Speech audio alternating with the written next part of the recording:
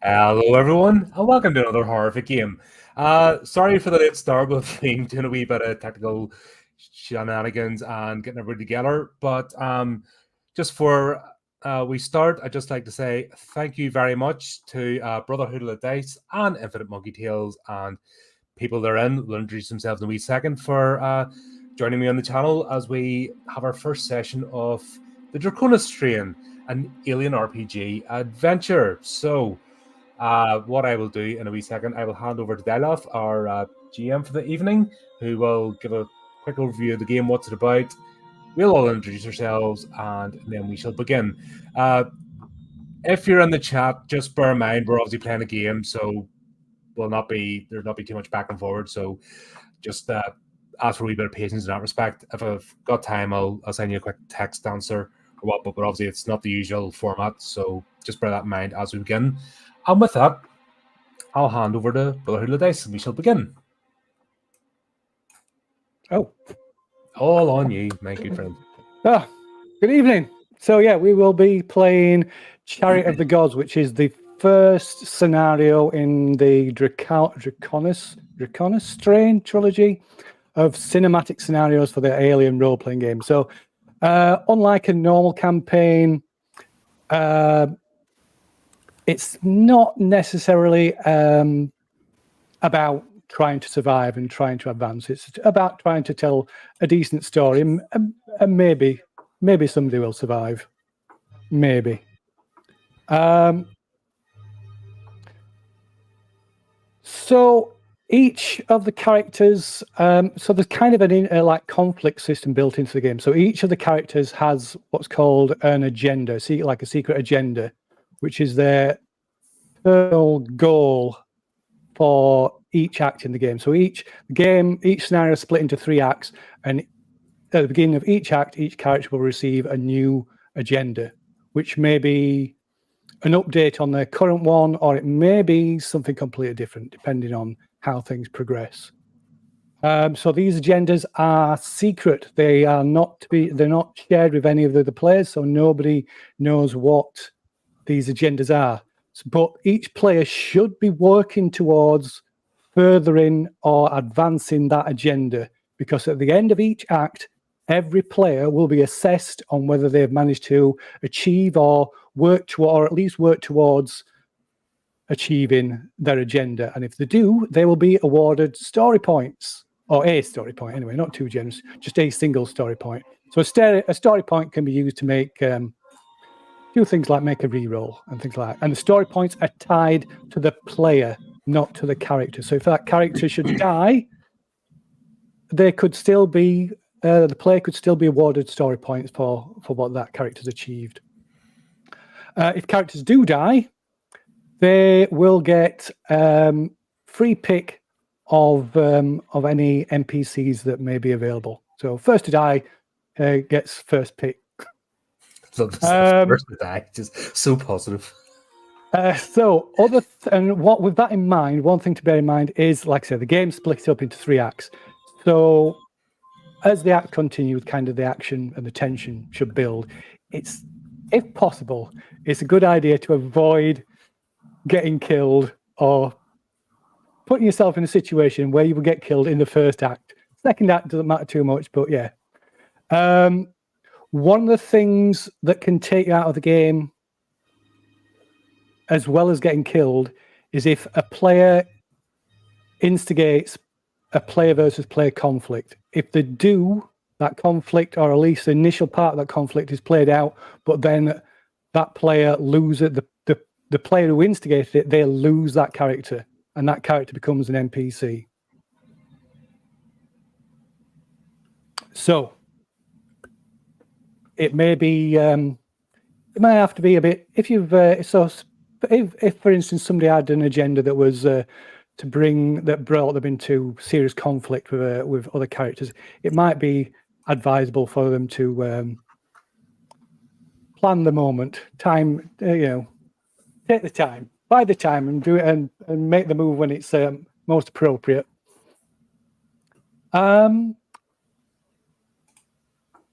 So I'm not sure. I suppose other main thing about Alien is that it uses a panic system. So as you make skill checks and you get into fights, your panic level will rise, which generates more dice to go into your dice pools, which makes it more likely for you to succeed. But the more stress you get, the more dice you get, but the more chance there is if you going into a panic.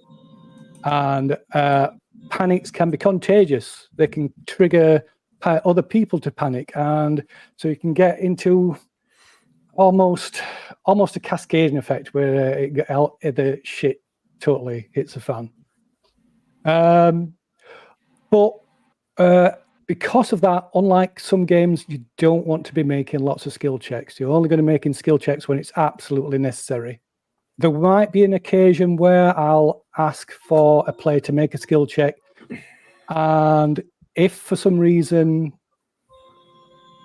that in certain situations, if for some reason that might trigger an increase in their stress level, then we will disregard it, because you should only generate stress and panic when you're in stressful situations. But there's certain things where I think an element of randomness for determining the outcome of something in a non-stressful situation is probably interesting. If that makes sense. I think I haven't got really anything to add to that, unless anybody has any questions. I think we'll just ask questions as we go along. I think about yeah. So because it's been a while. So yeah. If any rules questions or anything at all, we can just pause and take a break and go over it. So, if there's nothing else, so here are the facts. So the year is 2183. This is a little more than 3 years since the destruction of the Hadley's Hope colony on LV 426, the disappearance of the USS Sulaco, and the closing of the prison and lead works on Floriana 161. The loss of Sulaco's colonial marine unit, along with the Weyland-Yutani-sponsored outposts, and the implications of corporate foul play stemming from these incidents, have created an air of distrust between the company and the United Americas. Many frontier worlds have found themselves caught in the middle of this rift and have been forced to make do without either supplies or defences that they desperately need. To add fuel to this fire, conflicts between rival sectors of space have been increasing exponentially in the past 5 years. While unconfirmed, many believe that Hadley's Hope was a test site for one of Weyland-Yutani's bioweapons, that an enemy state sent a warship to nuke it from orbit. Others believe that the company is working with a rogue nation to assume control of the colonies on the frontier. As more and more colonial marine units are recalled and redeployed to new campaigns, frontier colonists are becoming scared. Without the military, there is no one to protect them from pirates, hostile life forms, or invasion. To compensate, many colonies have enacted their own law systems, electing marshals to oversee daily law enforcement, and some have even hired mercenary forces to protect their interests. So, that's a little bit of background to the setting. So you, yourselves, are space truckers on the star freighter USCSS Montero, running what is called the Gauntlet, which is a trade route that runs between Anchor Point Station and the frontier. Your ship's cargo hold is packed with dozens of tanks of dangerous tritium gas that is in the process of decaying into extremely profitable helium-3. Usually cargoes such as these are towed in massive tanker modules that transport much higher concentrations of the gas a safe distance from the freighter. The Montero, on the other hand, isn't rated as a commercial towing vehicle. However, and this small run is a special order for Weyland-Yutani corporate account on Sutter's World, a newly established frontier colony. While the trip so far has been fairly routine, the Montero's sensors developed a glitch before you left Anchor Point Station and sporadically pinged contact with a sensor reflection before you activated the displacement drive and went FTL. Your cargo run has so far been without incident, and now you are just awakening from hypersleep, ready to deliver your goods to the colony colony of Sutter's World. And let us move you to the ship. Do we have to get into our underpants now?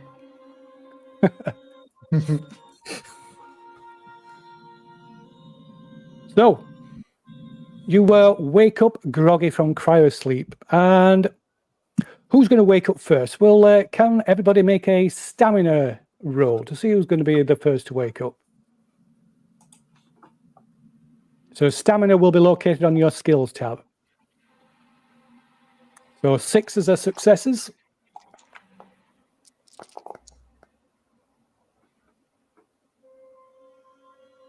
Okay, so first to wake up is Kylie Rye.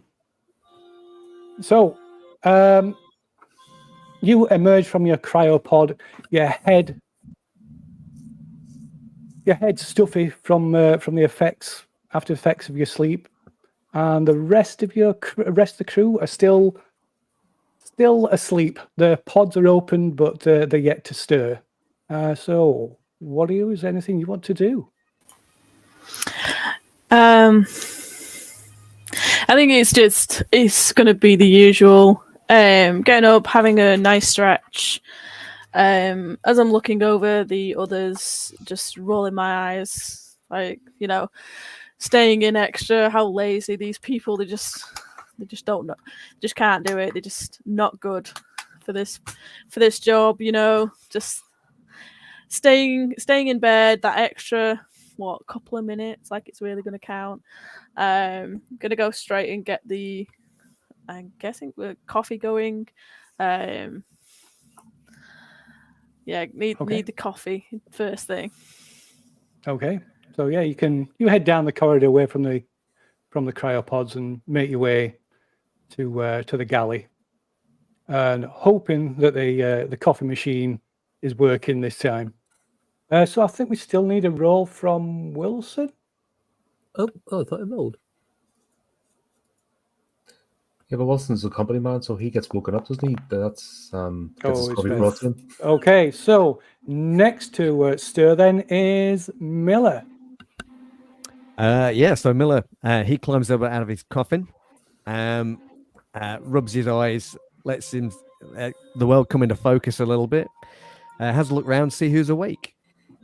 It's just Rye. So I call out, Rye, where are you?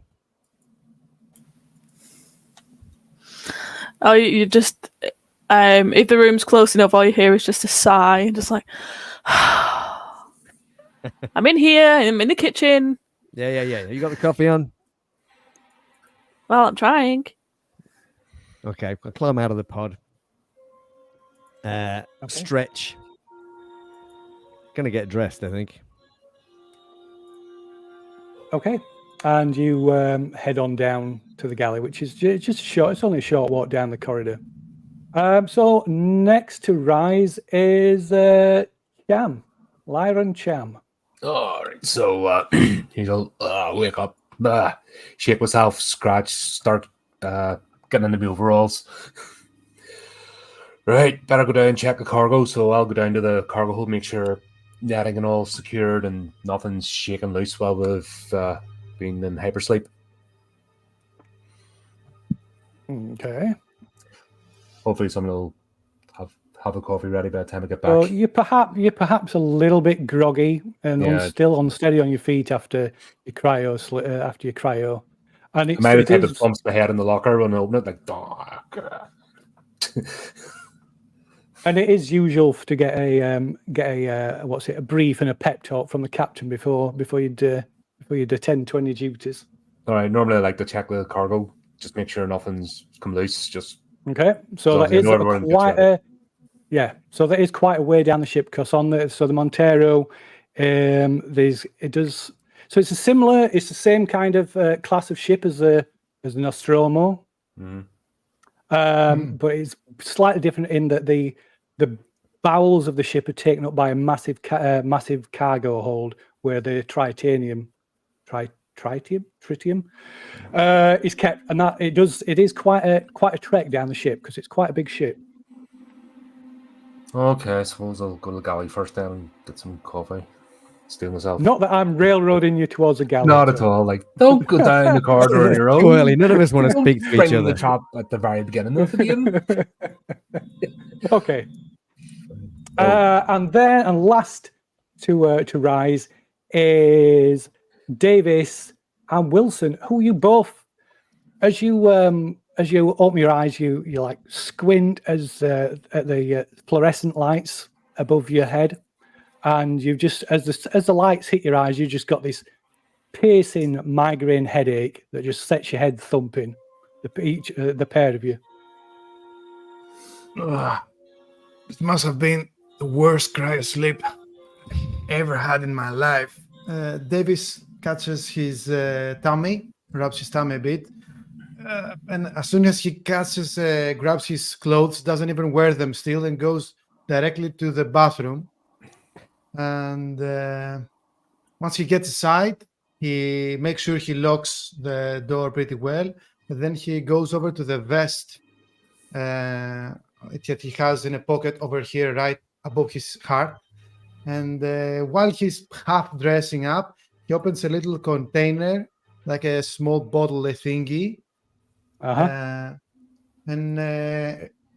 just removes some pills into the palm of his hands.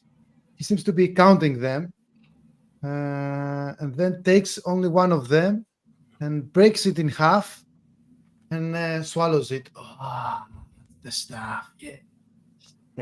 And then cracks his neck. Ooh, maybe actually uses the bathroom. Why not?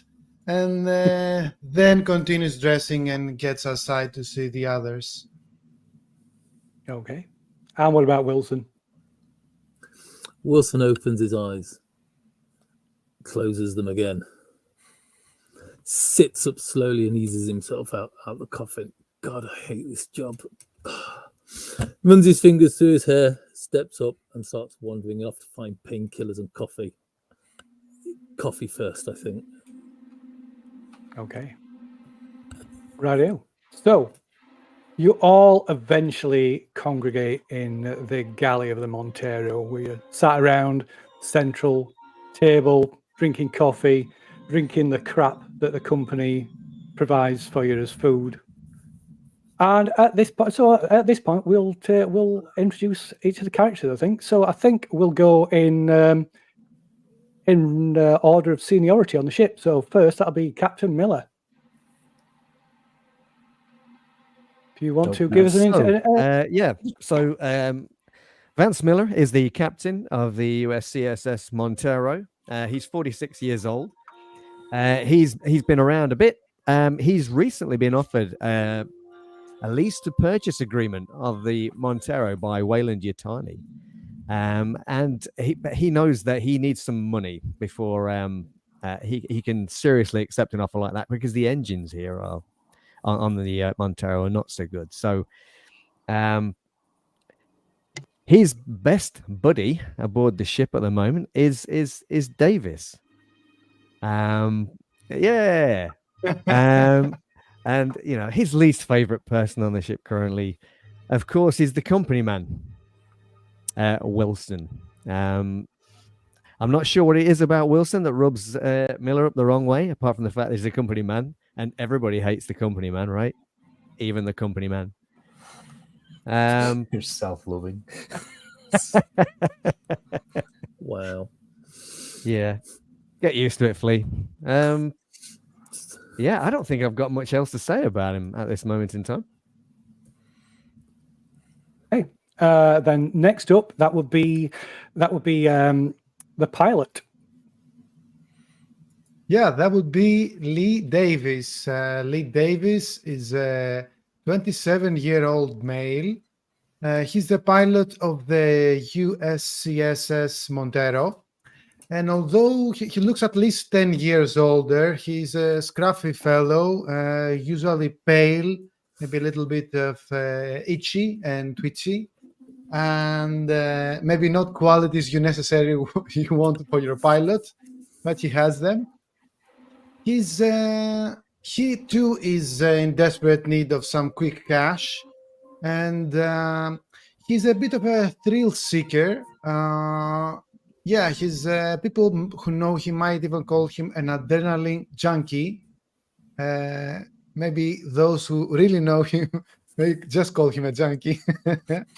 And yeah, he's struggling with some issues. Maybe, yeah. I think that will be all for now. Yeah, I don't want to give too much. Okay, and then next it's going to be either going to be Cham or Rye. So whoever steps up first. Is Ray still busy making coffee? No, you're all sat there. So you spoke up first. So Cham. All right. Okay. So Lara and Cham, roughneck, just loader, general crew member. He's lived a bit of a transient lifestyle, going from place to place. It's only really when he's on ship that he feels at home, because he spends 6 months a year at a time in the one place, at least with the same people. So whether he projects it or it's reality, he gets a sense of family when he's on the ship. Quite a religious person, please. He's here to do good in the world, and he just is his destiny to be where he is, and he just goes with the flow, and generally just wants to see things work and be successful, and at the end of the day, get to each mission, see it all go well, and then get ready for the next one. Okay, and next up it's Rye then. Okay. So I'm playing Kayla Rye. So Kayla is quite young, but very bitter for her age. Basically, I'm the technician on the USCSS Montero. But this job sucks. Like, everybody on this boat is getting paid more than I am for doing a lot less work. Nobody else gets their hands dirty. Nobody else can drive the loader, seal a hole, or anything like that. And Miller, yeah, they ain't gonna scrub out any shit pots or anything. So, just because of the captain, they can't even help out or anything. Like, what the hell? I mean, the only half decent person is Cham, right? But they're on the same level, technician and everything. Like, we do the real work, but yeah, still, everybody else is they just don't know what real work is. Not like we do. Yeah. Excellent. And finally, it's everybody's favorite person in the world, Wilson. Last and least thing. Wilson, John J. Career company man through and through. I've been on the Montero for about 6 months now. I'm in the middle of doing a performance review, evaluating this ship and whether or not it's actually worth keeping, getting rid of, whether the crew should be given promotions in the new ship. It's not a fun job. I don't enjoy it. I think the crew hates me, but it's like it kind of swings both ways. It's like if things don't go well, I'm the one who has to give them the crap. But if the company isn't happy, I'm the one who takes the crap for them. None of them seem to realize that. But then again, it's also if things don't work out, I'm the guy who gets told to dole out the punishments to the crew, which can be anything from a slap on the wrist to a complete forfeiture of shares. I think they're okay.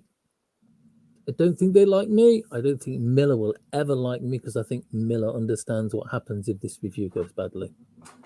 But I'm just going to carry on day to day and get this job done as best as I can. Okay, cool. So yeah, you've all taken time to freshen up, get something to eat, get something to drink the crap coffee that the companies provide you with, and as you keep all kicking back, maybe smoking a cigarette or whatever it is you do to relax, the captain gets up and straightens his jacket and prepares to give you his usual pep talk and dish out the orders for the shift. So before the captain does that, so if you're not aware, the game time in the game is measured in 3 different types of So you got rounds, which are generally used in combat, which is typically like, on average about 5 seconds. Then you've got turns. So turns are what how time keep track of time in what is called the stealth phase. So that's when you basically exploration, where if you're exploring somewhere, it goes into stealth. So time passes in segments of 5 or 10 minutes. And then outside of that, time is measured in shifts, which is anywhere between 5 and 10 hours. That probably averaging about 8 hours. And speaking of shifts, due to the nature of cryosleep, you all have the dehydrated condition until for the rest of this shift. Oh, talking of which, I should unpause the game. Lovely. So if you go to character sheets, you should be able to see. Yeah, there we go. And nice little handy icons have appeared above your tokens. So. Well, in a moment. So anyway, I'll hand that over to the captain. Okay. Right. Okay, folks, break time is over. Let's get a full systems cargo status check. Right, I want to know if that sensor glitch is back. Cham, prep the loader and Daisy for transport, and somebody give Sutter's World a call. Tell him our position in ETA. Roger, on a bus. No. Pick yourself up. Start heading towards the cargo. Okay. Hold in. So I'll go to the aft section first, and then work my way back towards the prow of the ship. Okay. So you're going by yourself? You're waiting on Rye, or what are you doing? Right. Are you helping with this, or is there other duties stuff you need to check? I'm going to just check the cargo net and make sure everything's secure and nothing's come loose. Well, you both usually work in the bowels of the ship. Yeah, so I mean, the only thing that Miller said was the sensor glitch check. So I mean, as the technician, obviously I will be doing some, proper checks like you're supposed to, not just the one check that the captain wants. So I'll probably will head out with him, just like make sure I finish everything in the coffee, just finish it off and then head down. Okay, cool. So at this point, I will bring your attention to the journal tab. So on the top right-hand corner, you've got a line of icons. One that looks like an open book is called the journal tab. If you open that, you should be able to, tell me if you can, but you should be able to see a folder called Chariots of the Gods. And inside that, you should be able to see something that says handouts. And in there, you should be able to see a copy of your contract, a legend for the map, the specifications of the Montero, and a little map of the Montero itself, since you're all familiar with its layout. Right. Do you want me to open any of these on screen to show folks? That you could do that. Yeah. Getting a lot of echo back at the moment. I heard a click. Oh, there we go. And then it went. So the echo button is yeah. off. So if anybody can't see those, and you should just be able to see those 4 things. So if you can see more than that, or you can't see any of those, let me know and I will correct it. 1, 2, 3. Are you counting this as one? Sorry? Are you counting decade? Are you counting that as one thing? So free leverage, yes, responsibility, map legend, Chronos, deck A, B, C, D. Oh no, you shouldn't be able to see them. That's brilliant. Right. That. So ignore those. Okay. I'm going to. In fact, I shall drop them. I shall tell you what. I shall make another folder, so you've got your own folder of stuff. Okay. But obviously, it doesn't work properly. Of course, and it's the joys of being live. First game, this will all be perfect in 10 minutes time. Right, you want to close up and let you do your thing? Yep. So let me just. It's best to get this all out in the first episode, though. Oh, but this is just as much a part of playing the game. That's what people don't understand. This is part of playing the game. Is going through all this stuff. No, we can't. It's like in the olden days when you used to roll dice and you used to go all over the room. Yeah, and then you had handouts, and then people didn't have the right handout, and then you did handout from another game and the wrong notes. Right. And then the Yeah, GM screen would fall over and reveal everything when somebody set a cup of coffee down. Coffee all over the map. Yep. I'll tell you what. I'm going to. Let's see. What can we do to get rid of that? I'll go back to this wee one. Just for the moment.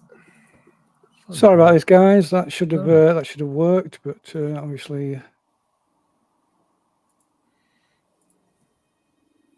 Let me just change this. See if this hides things again that should be hidden. Let me know and then I'll ping it up on screen just to. So, if you open up that folder again, can you still see everything, or can you just see the 4 things? See everything still. Yep. Brilliant. Okay. And the instructions are in a separate tab as well. So they're in the handouts folder and then they're on their own. Right. Okay. So I shall trust you just to look at the top 4. Okay, so can you see this? You can see the screen. So if I the first thing I've got is clue, leverage, responsibility. Do you want me to open that? Bearing in mind when I click open, it'll reveal to everybody. So if yes or no is you like, can do that. I'm not sure why you've got that, because I don't actually see that. all right. Okay. Well, if you don't know, I'll not open it. Map Well, legend. it's not. There's nothing private. There's nothing secret in crew leverage and responsibility. It's probably Okay, that's what I just want to make sure that I'm not opening something that's gonna. No, it's not. It's not hidden information like I mentioned before. So it's got. That's weird. How come you've got that? I haven't got that anymore.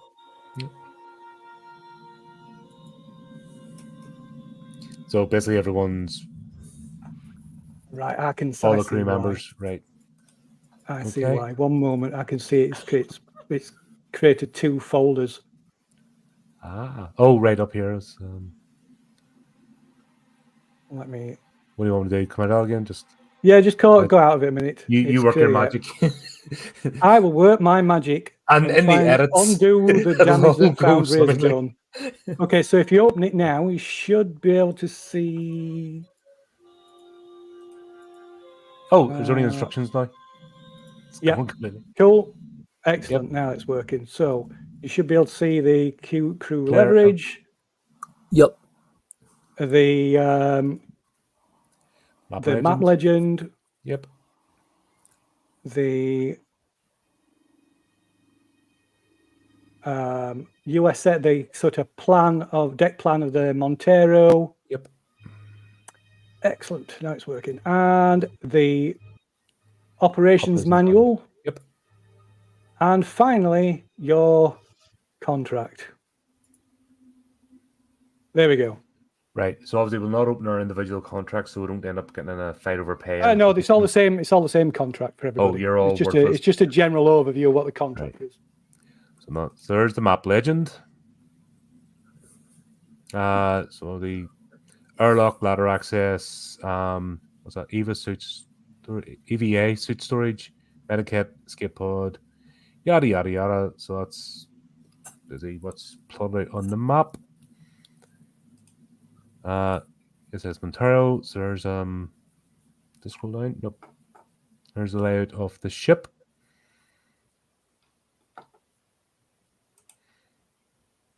Operations manual. That looks a bit beardy. Yep.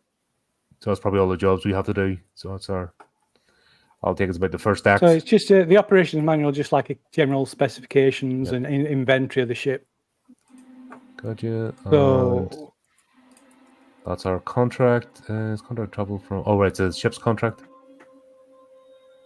200,000 tons of tritium gas. Unstable. So you can peruse those at your leisure anyway. There's not. No, it's more to just show the audience as well. Yeah. Well, feel free to do that. Yes. Okay. So the captain sends you out on job. So what is everybody doing? Kayla and me are going to the cargo hold. Okay. Well, you keep railroading us, so maybe we shouldn't go to the cargo hold. Is there somewhere else we should go, Kayla, that isn't the You cargo can go and hold? do. You've been given jobs to do by your captain. Well, that depends if you're going to do what you've been told or not. Should we sort out the sensor relay first before carrying out the checks, or what do you want to do? Well, Keep them I'll quiet. just have a look. Oh God. So the cargo hold. Yeah, I mean, if we're generally down the back of the ship, I'll probably just follow you down. Then I'll check. I'll do my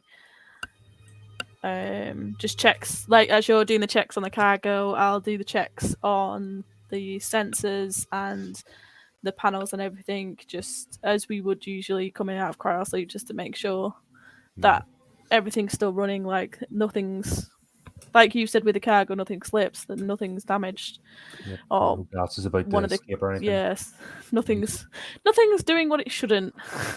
Okay, so we'll, like I say, it's quite a hike down to the bottom of the ship. So we'll come back to you two in a moment. So what about Davis and Wilson, and indeed the captain? If I may go, Lee Davis will go straight to the bridge. He mutters as he gets whoops. away. Yeah, well. He's a bit like a downer person, and says, "Saturn's world is such a backwater colony. Why can't they send us into a beautiful place for a change, like beautiful beaches and nice scenery? Why do we always have to go to these shitholes?" And as he mumbling basically to himself, he sits in the leaves the door open apparently and sits in the pilot chair. He starts clicking buttons and pushing levers to see that ETA that the pilot, the captain asked. But once again, he looks behind his chair, left and right, and as soon as he realizes he's alone on the bridge, he goes again to his pocket, takes that other half of the pill he had he used before, swallows it. Now we're talking. Now let's get to business. All right. And open the thingy and starts doing pilot stuff. Maybe working on that ETA. So the little treats that Davis is carrying around with him. What are they? Are they sanctioned treats or illegal ones? So there's a lot of stuff comes under sanctioned drugs, from cigarettes to mescaline to cocaine and LSD are all company sanctioned. These things are sanctioned. Yeah, company sanctioned recreational products. Tobacco cigarettes, cannabis cigarettes, anabolic steroids, I can't pronounce that, diazepam, methylaminodeoxymethamphetamine, MDMA basically, ketamine, psychedelic substances, psilocybin, mescaline, LSD, all right. and cocaine. So they're All all those things are legal and sanctioned in this time and era. I'm guessing Lee Davis, who has an active substance abuse, will have his own little cocktail mix of amphetamine plus ketamine plus like 3 of different 4 of legitimine. Why not? And How is this guy walking? He needs that just to get up in the morning. He's actually less scrawny when he is a much more positive person when he does that. And says, So I guess he's using illegal stuff, but maybe mixed with a bit of things that his are on own the concoction. sideline. Yeah. His own concoction, little cocktail and his little pills that he creates himself. Very good. Okay. Scary. And what about Wilson and Captain Miller? Wilson is gonna wander into the bridge to overwatch the bridge crew through their operations. He's basically gonna like wander through the ship just to check up on various people, make Okay. sure they're doing their job the way the company says they should be doing their job, taking notes, keeping an eye Okay. out for anything that's not quite right, so he can write his report at the end of this journey. Excellent. So what are you doing? Starting at the bridge and working your way down. Yeah. Very good. Okay. So let's chuck you on to go through the head through onto the bridge one. Should be able to open the door. There you go. Make sure you close it behind you. Probably don't get trapped in the door. He's not I already walked into a wall. That's my How's it interactive versus going? the map is. And what about the captain? Miller, he stands there for a moment. He's leaning against the countertop, finishing his coffee. He's just kind of glad that Wilson's left, thinking that avoids that awkward silence that was inevitably going to occur. He sees him head off into the bridge. He thinks, do I leave Davis? Do I leave Davis with him? I can't. Davis is a good guy, but I can't. No, that's a bad idea. So I'm going to follow him. I'm going to follow him into the bridge as well. Okay. And head straight up to where Davis is sat. Okay. Hey there, Captain. Working on that ETA. He's a bit sweaty. Things are okay, I think. But I guess I'm not the one to ask for things. Is that right, Wilson? Looks behind his pilot chair at Wilson. Yeah. I don't even look backward. I don't look at Wilson when he's Wilson's just taking notes. Yeah. I mean, does Wilson even know how things work on the ship? He's got as much knowledge as you can pick up in 6 months of looking over people's shoulders. He doesn't understand it, but as long as it follows company procedure, that's good enough. Very good. Very good. Yeah. So going back to that mention of dehydrated. So when you are dehydrated, you cannot recover health or relieve levels of stress. And every shift you will suffer 1 point of damage and your stress level increase by 1 step if you don't relieve your dehydrated status. To do that, you just need to drink. So it's not going to be an issue. Those further penalties, but other than you'll not be able to recover any stress or health for the rest of the shift. After this shift, the dehydrated status will have gone because you've got you've been able to get sufficient fluids. And anyway, so Davis, you can make us a Comtech roll. So I will allow you to push it if you want to push it, but if you generate any stress from that, you can manually remove it because we're not going to be we're not in a stressful situation. But I would just like you to make a check just so people can see so people can see how the checks work. Very well. She's a bit twitchy and says, working on that ETA still, Captain. So you said I can push it without any problems? Yeah. If you push, pushing it will automatically generate a stress, but you can just go onto your sheet and manually remove it. All right. In this situation. So yeah. Okay, so you got a success. So you can just go onto your sheet and manually remove that level of stress. Yeah, got it. Okay. Okay, cool. Right. So Davis, you're checking the comms, checking the charts, and you can't raise the communications beacon from Sutter's World.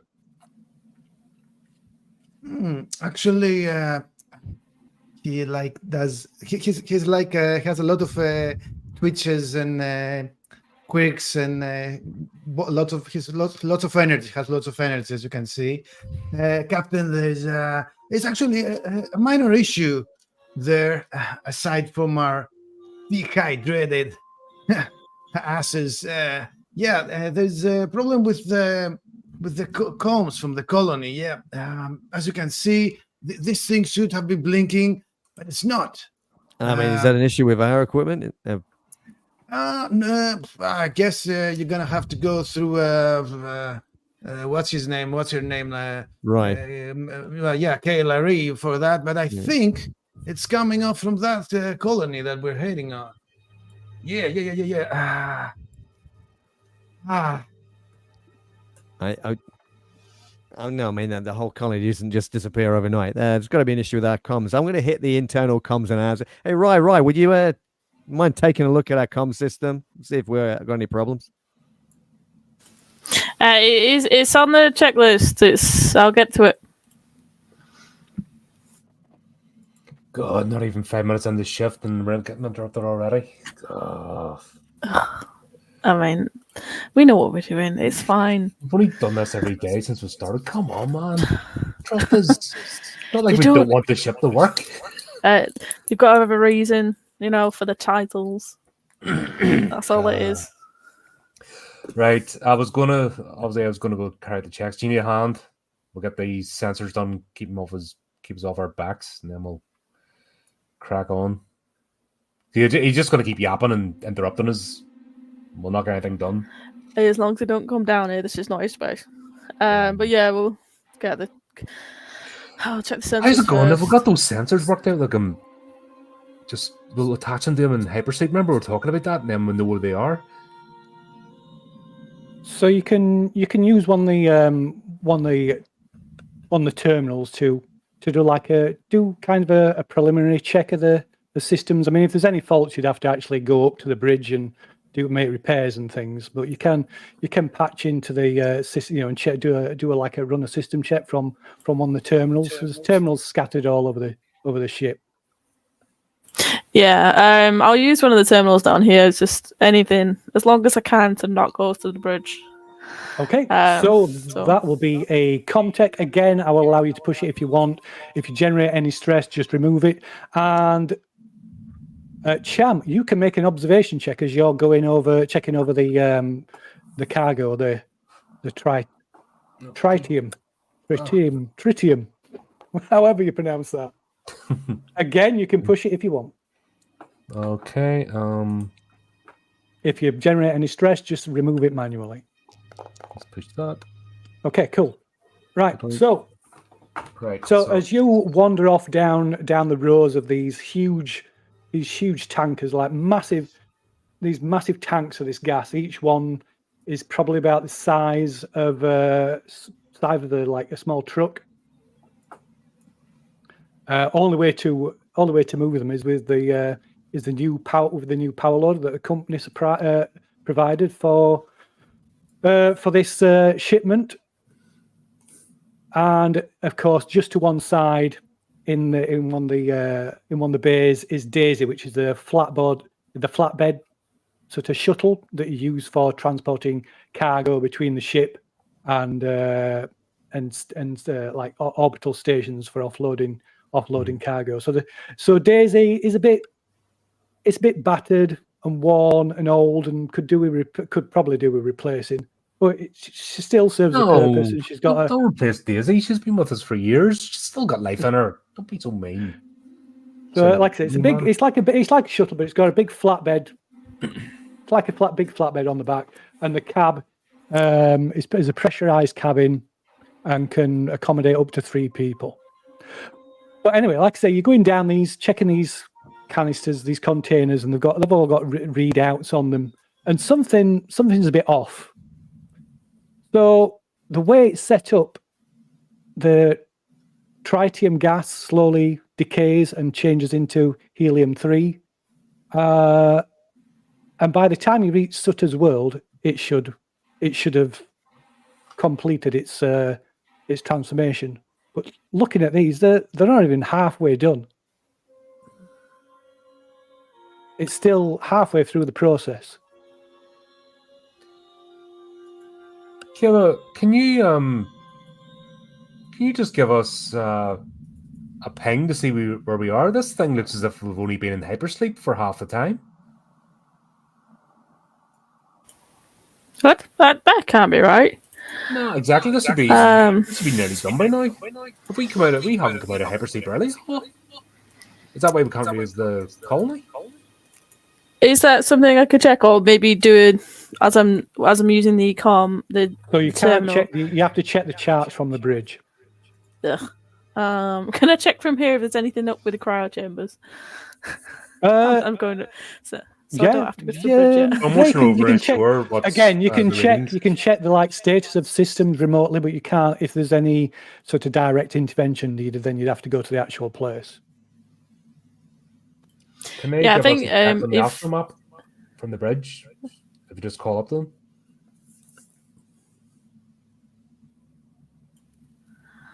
them? Does everything? Does the cryo chambers? Do they ping as okay? Yeah. So all the systems appear to be are all coming up green. So the bridge systems, the cryo chamber, the whole ship is coming up. All systems are green. And the sensors, they're just glitchy. Yes. So internally, there don't seem to be any problem. And it's always possible that there could be damage to the external damage to the sensors. But last time when you were at Anchor Point Station, you did routine checks and repairs and things, and so We have onboard clocks, don't we? Have what? Sorry. Onboard clocks. Yes, you do have. So we would have an idea. I'm not going to say start date, but whatever the time we use in game time. So again, you'd be able to check that. You'd be able to check that from a console. But yeah, the time seems off. You shouldn't. Caleb, it sounds weird. Check the time, would you? Are we in the right? Did we wake up when we were meant to?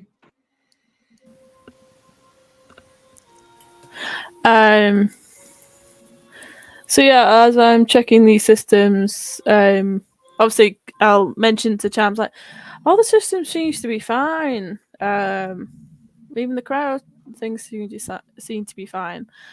So I'll bobble over to checking the calendar, I guess. Start Do date. we have a section in the manual about the tritium gas and if there's a reason why the reaction would be slower? Because I'm thinking that the clocks have went forward and we've been woken up early, if this is the way it is. Because I don't know much. Like, there's nothing involved. These are sealed containers. We don't mess with this gas once it's loaded. No, it's highly unstable in this state as well. It's highly volatile. Even like if one were to have a fall over, there's a chance it could explode. It's really, really dangerous. That's stuff. why we're all groggy from hypersleep, because we don't sleep well when we're busy being traveling with a bomb. But yeah, it shouldn't be a bomb anymore, but it's still a bomb, and I don't like the fact that it's still a bomb. Yeah, if these canisters went up, it would take the ship. It would take the ship with it, no problem. But yeah, the dates on the console, yeah, it's wrong. It should be a few. It should be a few weeks ahead of what current dates currently set. I mean, it says it's 20th of March. It should be April. Oh, we've woken up early, haven't we? I mean, it sure seems like that, but all the systems are pretty green. That's what we need the sensors in, because obviously one of the boys, Space Boy, should be pinging our location, so we should be able to bounce off one of them and know where we are. That's probably why we can't reach a colony, because we're kind of flipping hypersleep too early. We're not even close.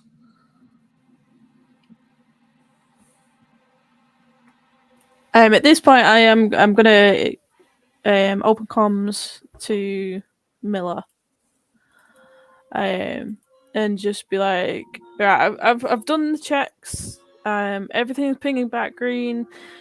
The sensors are kind of okay, but there's a glitch. The sensors need a complete overhaul. But I did what I could before we left Anchor Point. But there could be some damage on the outside. But we do have an issue. As I've been checking the checking the systems and everything, chatting with Cham. The date's completely out. Like, I don't know. My systems are all green. I don't know what's the problem with the date. The date? Yeah, the date's out. We're still in March, man. We're up early. All right, stand by. I'm turning to Davis.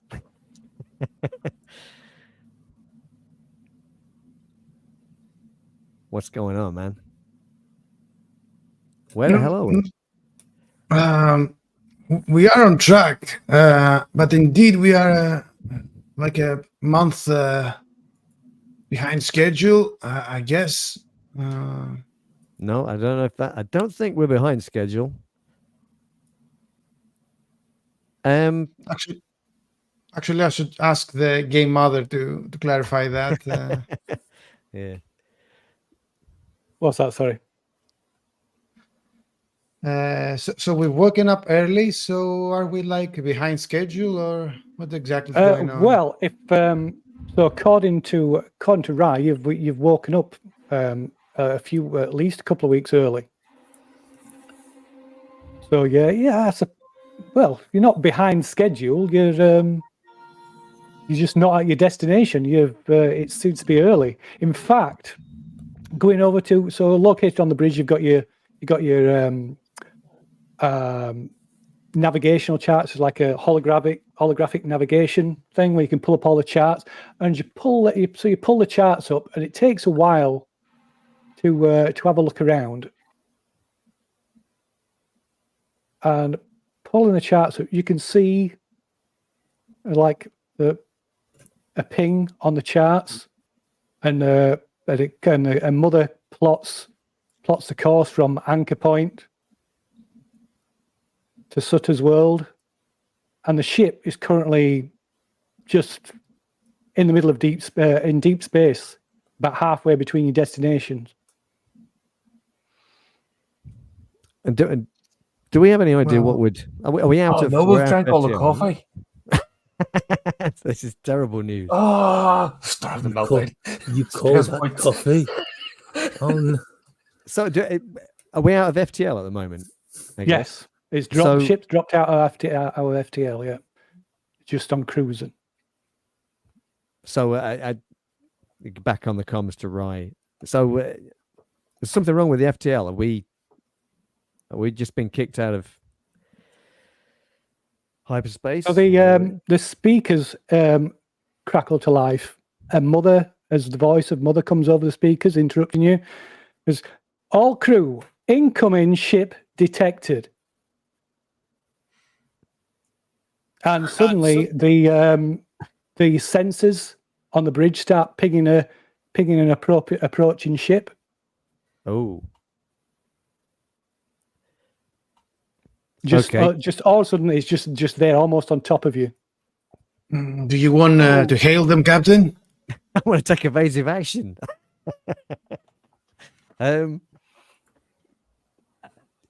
Yeah, let's take a look first. Yeah, open up communications channel. Let's see if anybody's out there. Okay, so yeah, you open a comms channel, but the comms doesn't appear. There's no ships. There's no IDs, radio IDs of any other ships in the area.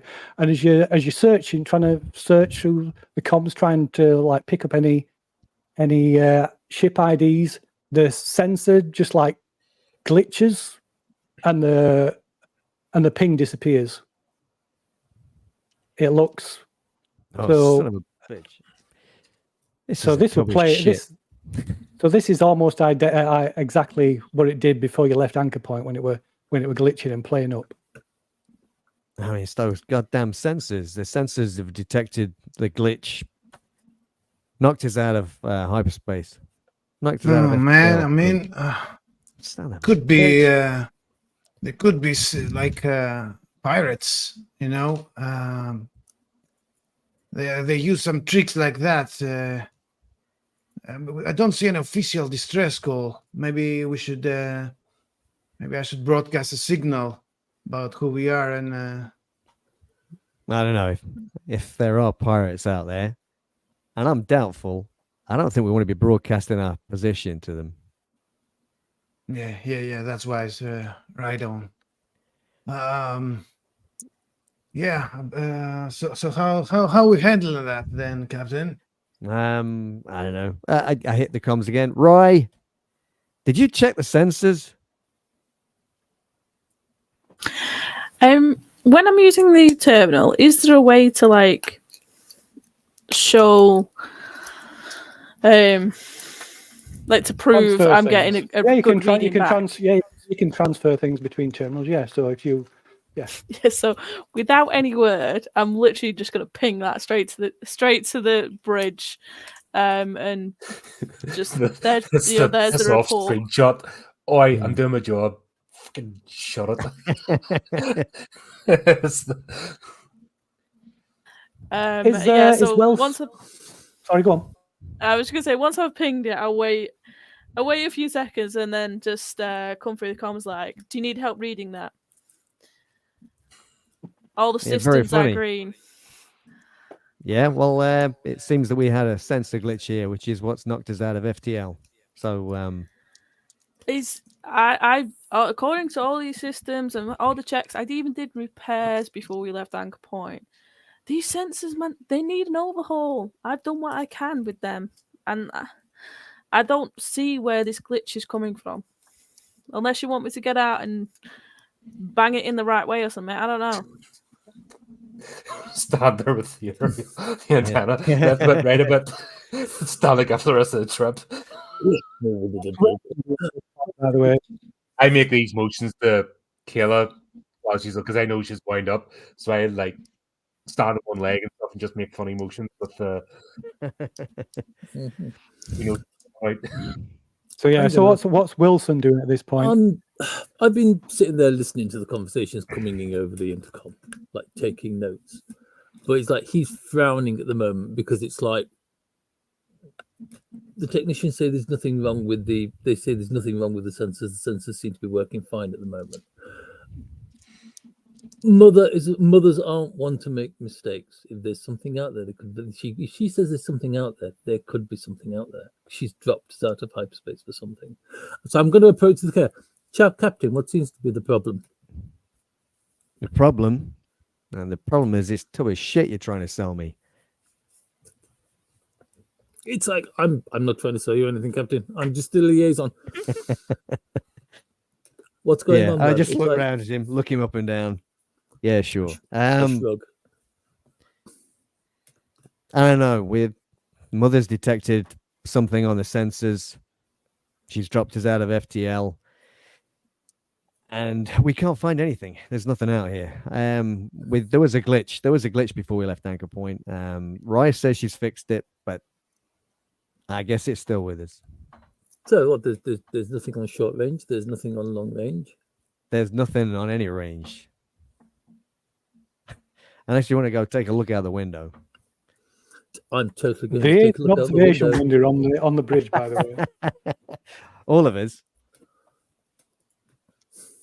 So yeah, you can. Oh man, if there is something out that window now.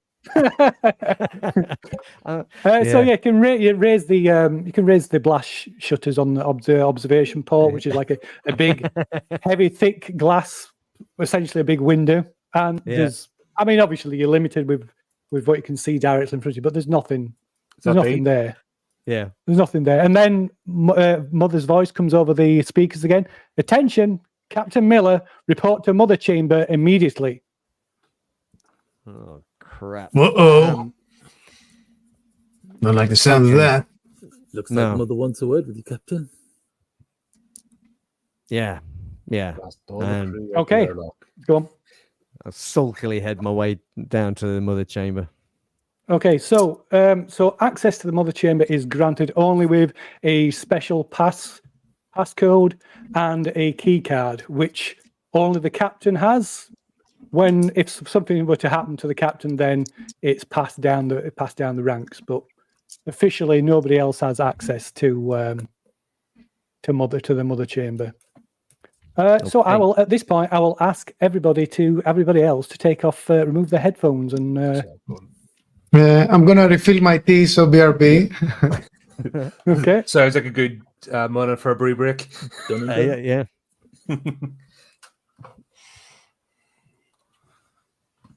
Okay.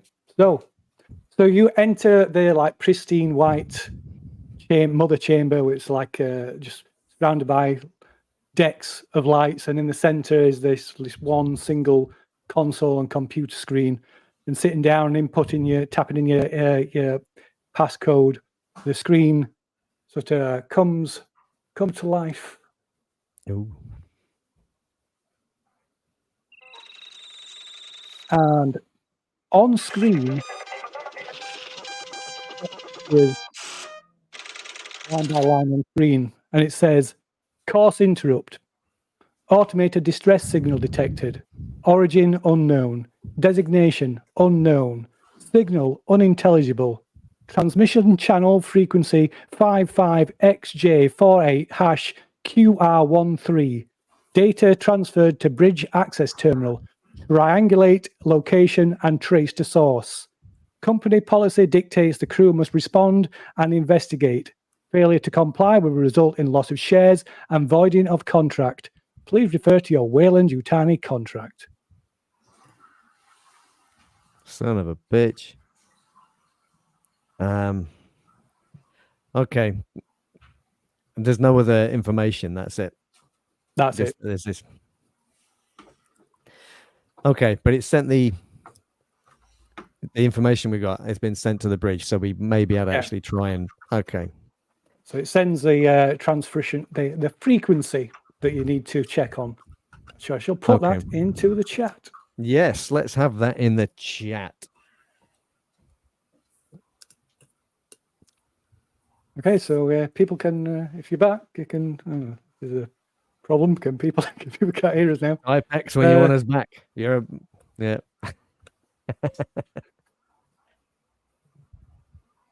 Oh, I can put it in chat. Are we wearing headphones? Yeah, you're good now. Yeah, All right. yeah.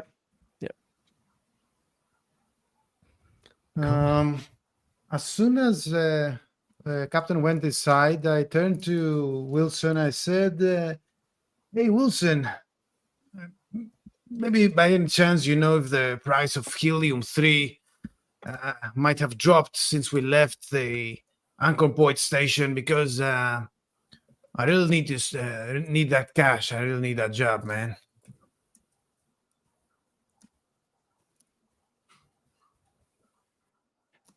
Is he there? That's the only problem with no camera, so it's actually there or not. I'm here. Yeah. I'm here. Sorry. So yeah, how about the price of that helium-3 sweet mineral? It's gonna. You should know those things, right? Me. All I know is that at the end of this, you're going to get 66 grand. Yeah. So what do you know exactly? So do you know what's going on now? Fill me in. What's everybody been told? Nothing. Not much, apparently. Yeah, not much. We just woken up a couple of weeks earlier than we should have. That's about it. And now there's between the mother and the captain. Our parents, you could say. I haven't got the foggiest idea what's going on. I'm expecting to see Stutter's World out the window. No. No. No, and on the charts, the ship, according to the charts on the navigation charts on the console, you're located no more than halfway to your destination. You're just in deep space. That's crazy. I know Mother has protocols set in. I know the company has set protocols in certain situations. The ship's computer can pull us out of hyperspace. But it's like whether anything or that's going to happen, I'm not going to have that kind of information. That is literally only going to be between Mother and the captain. I see. It's just besides getting paid, I'm a little bit worried about our rations, and he touches a chest pocket that he has on his vest. We have very important It ration should be like fine. food and water. We always fly. No, with a little yeah, extra, but so there are some. extra days out of hyperspace. Then there'll still be enough rations to last us. I mean, as soon as we've dealt with, I mean, we're only going to be here for what, a few hours. If it's something minor, we'll only be a few hours, maybe a couple of days at the most. I mean, we'll be couple back. of days. Oh, that's out of schedule. We'll be back in. Don't worry. There's enough of that sludge they call coffee left to last us that long. Yeah, sure. Coffee. Yeah. Speaking of coffee, why don't you keep an eye on the bridge while I gonna grab myself a cup of coffee, right? There you go, lad. And I guess he gives you a tap on the back. the comm channel at that point, just everybody meet in the galley. We're towards the back of the ship. Oh. Great, more coffee. None of these ships fly with tea. So yeah, answering the captain's summons, you all congregate in the galley then. Right, it appears Mother has dropped us out of FTL because she's detected a distress signal. And we are obligated, and I look at Wilson under company policy, to respond. Wilson just nods. It's exactly what he was talking to the pilot about. Yeah. Close the door behind you, why don't you? He maybe quite obvious to Ray and Chum. He definitely throws something. He breaks something on the table and throws it into his coffee before the captain and mainly the company man arrive. And then makes it like that with his finger. Licks his finger. That's serving coffee. Yeah. Really important stuff. Yeah. This guy is addicted to peppermint. Tic Tacs, yeah. We've got a transmission channel frequency that we'll need to monitor, triangulate, and try and find the location of whatever this object is. But apparently, it's sending out some distress signal, and we have to investigate. Is it going to be more credits involved in that investigation, Captain? Are we going to get paid for that? I mean, it's in your contract, pal. No, it's not Hey, contract. man, if we were trapped, we'd want somebody from the company to come and get us, wouldn't we? Sure. Yeah, exactly. It's kind of why we have the contract, isn't it? So we don't get adrift in space. We are civilized, aren't we? I mean, he's got a point. I mean, this is extra work we weren't expecting on, you know? Should be some Yes, reimbursement. that's what I'm talking about. If this extra waking us work, up so early. there should be extra credits. Yeah, I'm sure that's fair. the ship will be grateful and give us some of their bonus. You know, we Yeah, would do that, wouldn't we? bonus. I love them bonuses. We'll come out of the other ship because we're having to rescue them. You know, that's what would happen to us, wouldn't it? Look, time, Captain, you took out of our salaries because we had the ship malfunction. You said that was the company policy. We had to, donate some of our bonuses to the other ship. did I? Look, Remember the LV 7199 when we had the ship malfunction? Remember, sure, I had to transfer it to you first because you were gathering all together to give the other ship. I'm taking so many notes at this moment. Well, I'm not happy about this either, okay? But it's written into our contracts. We have to respond. You know, I'm in the same boat too. We're losing credits here. I mean, it's bad enough the price of helium-3 dropped when we left Anchor Point, but now... Well, let's Well, it's Look not at helium the 3 bright yet, so it sides. might rise by the time we get this done any roads. It's not quite there yet. Sure. There's plenty of time to get to anchor point because it's like the cargo. The cargo won't even have finished. I just subtly converting mentioned the fact that it's still a reactive explosive gas and not fully converted yet. Yeah. If I hadn't brought that point up.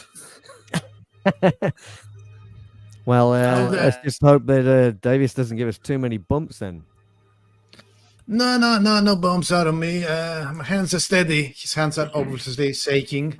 The good news is that it breaks the monotony. You know, it was such a boring ride. Now there's some adventure on the horizon. Yeah, where's your sense of adventure? I was dreaming I was on a tropical beach. Yeah, this is so much better. Oh yeah. Anyway, So are we saying this? So the sensors are good. Yeah. So it wasn't anything. So it was all mother. Mother did all that. Yeah. No, we definitely had a sensor glitch before we just after we left.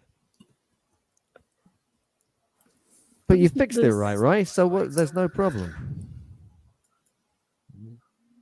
Yeah, but it was a sensor glitch. No problem at all. Yeah. Congratulations on doing your job. Right. Let's go. Yep. Let's get to work. Oh boy, this coffee it really stirred me up and full of energy. Let's go. Let's work. Well, you used a different blend for me. Can I try? And this is my coffee. You make your own coffee. Everybody else just sits there, drinking the coffee with a spoon. Okay, so let us say that you all return to the bridge, where, as promised by Mother, they're one of the consoles. There's a light flashing on one of the consoles with an alert light. And checking on the console, you can see there's a message come up with the frequency that was of the transmission. The transmission channel frequency 55XJ48 QR13. It rolls off the tongue, doesn't it? It does. It's catchy. It's catchy. So it doesn't take. So tuning the comms channel to that frequency, it doesn't take long for you to pick up this transmission.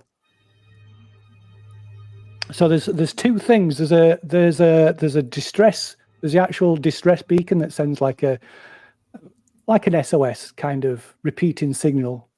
But there's also, along with that, buried underneath that, there's also a transmission, a verbal transmission, but it's really heavily distorted and broken down. But this is what you can. This is all you can hear of it at the moment.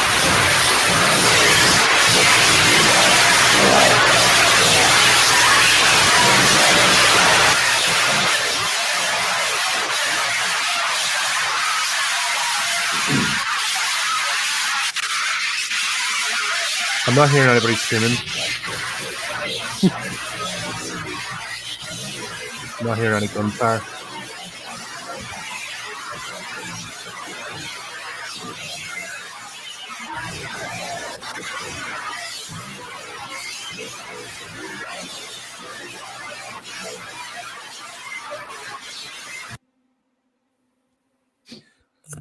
Right, so there's no brrr. That's good.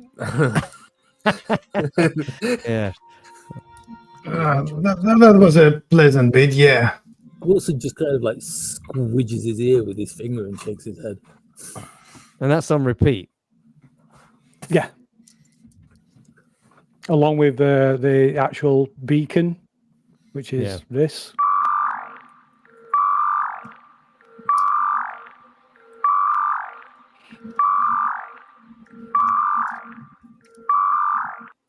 Okay. That's like a translocation beacon. Can we home in on that? Yeah, you should be able to triangulate its position. Yeah, from the information that's transmitted on that beacon, you should be able to get its location. It'd be if you could clean up the transmission, that would give you another source. So that would certainly help as well.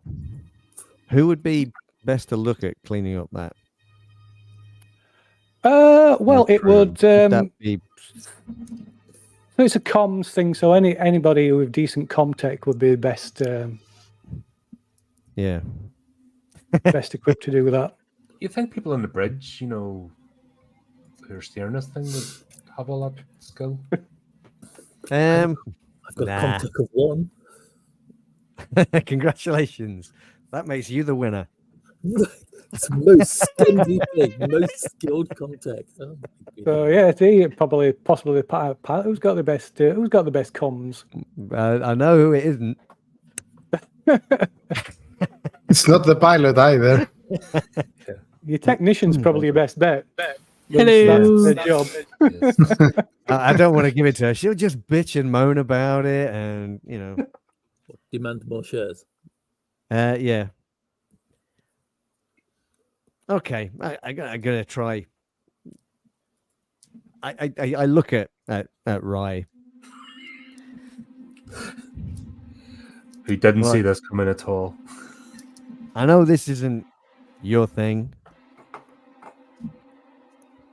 but it might be useful if we could clean up that transmission. It might help us triangulate, locate this thing. We can get out of here quicker. I mean, yeah, so it certainly would help. I mean, I can give it a go. I can use the buttons for you. It's fine. I suppose I could give you help, buddy. Can we do combined roles in this? So yeah, you can do combined roles. If somebody, you can have up to 3 people assist you with something. Well, as long as it's practical. 1, so can I help out? So you got to have the skill that's relevant, and each person. Yeah. Yeah. So each person that assists can add 1 bonus dice to the person who's making the check. I can help if they'll let me. I mean, yeah, if you guys want to help, that's fine. How do you? So if you click on the thing, it should, or right click on it. Sorry, it should bring up a window that lets you add bonus dice, I believe. I'll do this from memory. Let me have a look. It says base modifier, stress modifier. Yeah, so you want to base modifier. So add in the extra dice that you're getting in the base modifier. So I'll pull up in the manual and look at the comm section and just sort of call out some settings that might help reduce outside noise. Being the company guy, while Kayla's fiddling with it. I'm going to lean over her shoulder and point. Offer encouragement. Well done. I don't know if that's a plus or not, to be fair. Yeah, I think you should get an automatic breathing in your ear. level. That button on it switches it on. So I'm there doing all the buttons. I've got Wilson over one side saying, no, that one. I've got Champs like, right, so this is here. We've got to do this, this, and this. Okay. It's not stressful. 55, enter XJ, then all you have to do is... No, well, we work together, so we normally do that. If I've got manual with readings or what, just do you not trying to remember them. I'm used to Cham, not somebody actually pointing. But yeah, so let's. So yeah, you can add 2 bonus dice onto it. Would it help if I talked slower and louder? In a more patronizing tone. Okay, so perhaps their Wilson in particular is more of a hindrance than an aid. It doesn't take you too long. You may be able to clear up this transmission, but this transmission is clearly must have been running for a long time because it's degraded that much that it's impossible to fully clean up.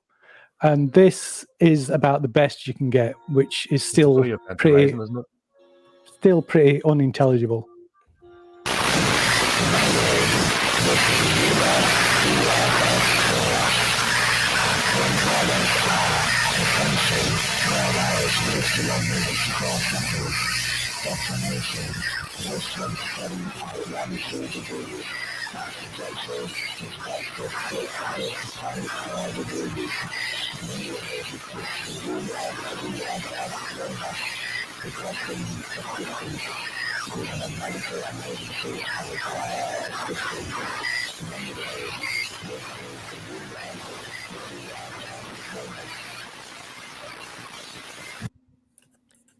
I got Mayday from that.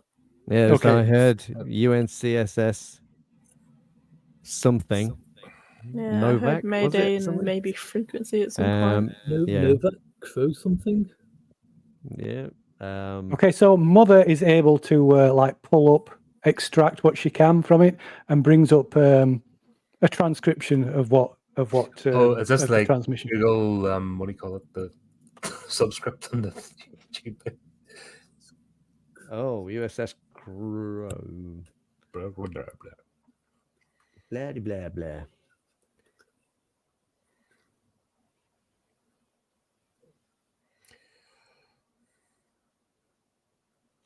Obviously, AA hasn't improved over the millennia. You wonder why people. USCSS Crow. You wonder why people are striking in the 21st century about this. The early 20s. So yeah, you got Okay, so Mayday. we've got a Ascension. Unless yeah, sorry. Does somebody want to read it out for just in case people can't see it? Yeah, I can do that if you want. Go ahead, go on. Why not, It Captain? says Mayday, unintelligible. USCSS Crow, unintelligible. Current coord static. Ascension 12 hours 54, unintelligible. Declination, unintelligible. Traject, unintelligible. Vector 66 degrees, unintelligible.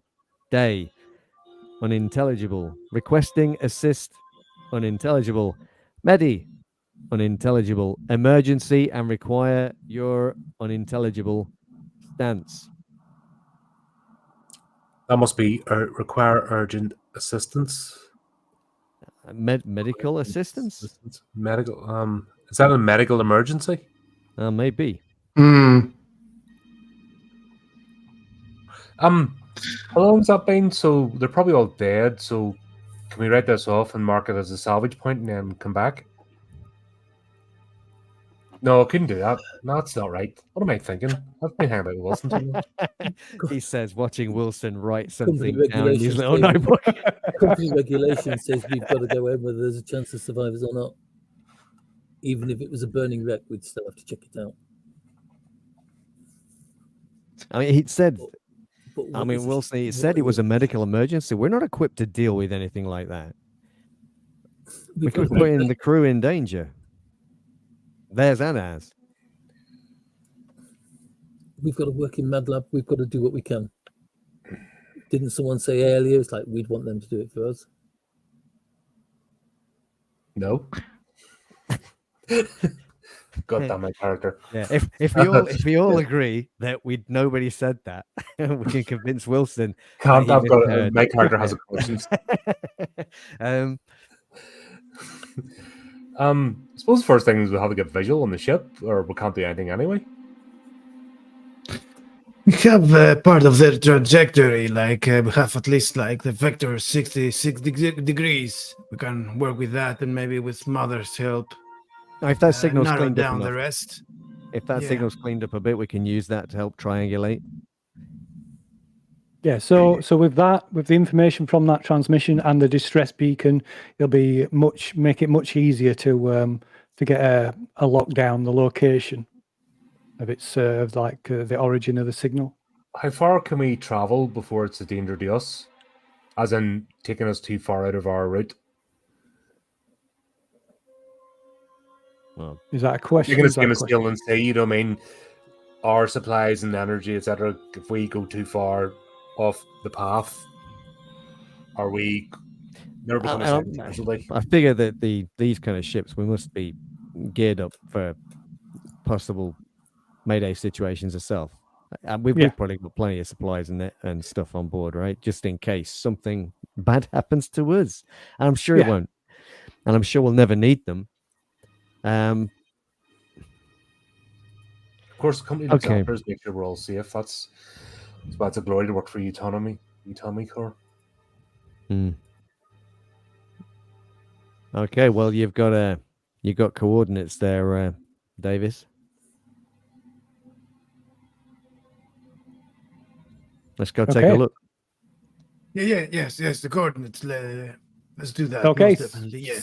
So the pilot then can make a piloting roll, navigation, which will require a Comtech roll, but you do get a bonus dice to your check because of the transmission. So it's not a piloting. It's Comtech. Yeah, But I add the base modifier or something. yeah, you can add one bonus dice. So right click on the skill. One. Yeah, got it. There we go. I Excellent. think barely made it, yeah. Yeah, one success is enough though. Okay, so you managed to. So yeah, you plot a course and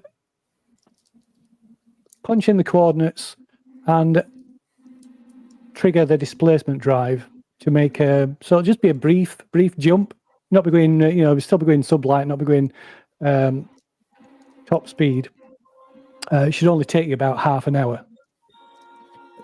Attention, USCS Montero. We shall be arriving at our destination in approximately 30 minutes. Expect a sweet-ass ride and maybe some pirates. Maybe it's a trap. Who knows? But other than that, we're all good to go. Should we go down and check Daisy? Make sure she's ready for flying. Please don't jolt the cargo. Yeah, that's a great idea. Okay. Yeah, I'll help. Go and check. Yep. Check who? What did you call it? Daisy. Oh, Daisy. I thought you said something else. I was really confused there. Yeah, let's go milk Daisy's udders. Maybe go get some water or something before. I got a feeling it might be a while before we get to do it again. Oh yeah, going through the kitchen. I'll make some more coffee. Oh, God. Who needs water when you have coffee? Yeah, we should have another indicator for caffeine levels. Actually, when they go down below a certain level, that's stress nice. It's nice to be generous enough to call that coffee. Okay, so from now on, anytime you make checks, you will have to keep the stress. Oh. Right. So, like I say, it's only a short. You engage the drives, and it's only a short jump to the coordinates. And thanks to Davis's excellent piloting skills, he brings the ship in a safe distance away from the target.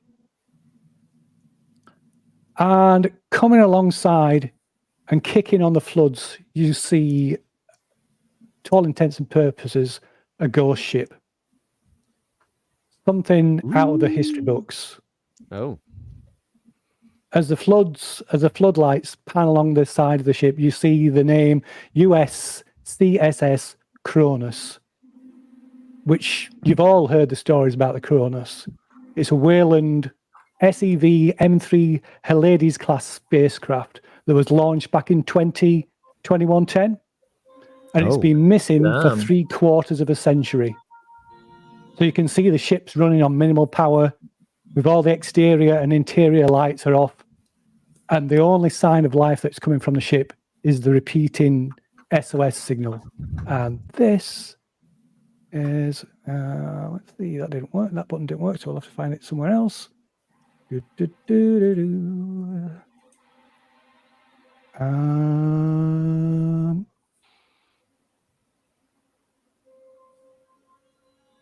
Where is it? It's here somewhere. There we go.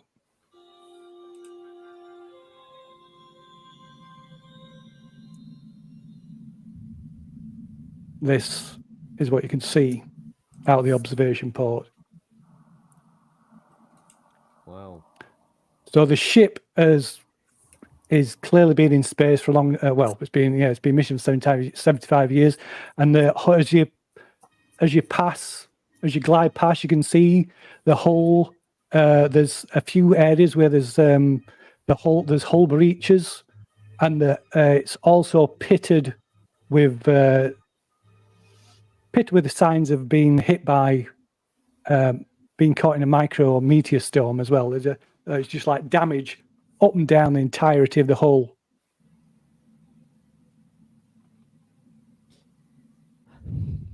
Oh, there you go, Wilson. And Mother 75 comes years. Do you over the- think there are any survivors aboard that? That's a ghost ship right there. It's like a space museum. There's probably a little girl called Squirrel on board or something. Frog, Okay, Mother comes over the comms again. Captain Miller, report to Mother Chamber immediately. damn, even I've heard of the Draconis. Well, be right back. I think we're I'll make my way down. Survivors, though. And I'll say, there are no goddamn survivors on that ship. Not after this amount of time as I leave. Okay, so rather than make everybody take their headphones off again, I'll just send it as the transmission, a communication from Mother as a whisperer message. Okay. So what are the rest of you doing while the captain disappears into Mother Chamber again? I'm Well, leaning out we're the observation window. Gil and I are down prepping Daisy for exploration, so do all the pre-flight checks. Are we wearing them or not? Sorry? Yeah, you can keep them on. Yeah, Oh, Yeah, okay. yeah. Keep on. Oh, yeah, yeah, yeah. yeah, yeah. I'm wondering about no survivors. What if someone got into cryo sleep? Could you stay in cryo sleep for 75 years? I'm sure it's never been done before. It's always a chance.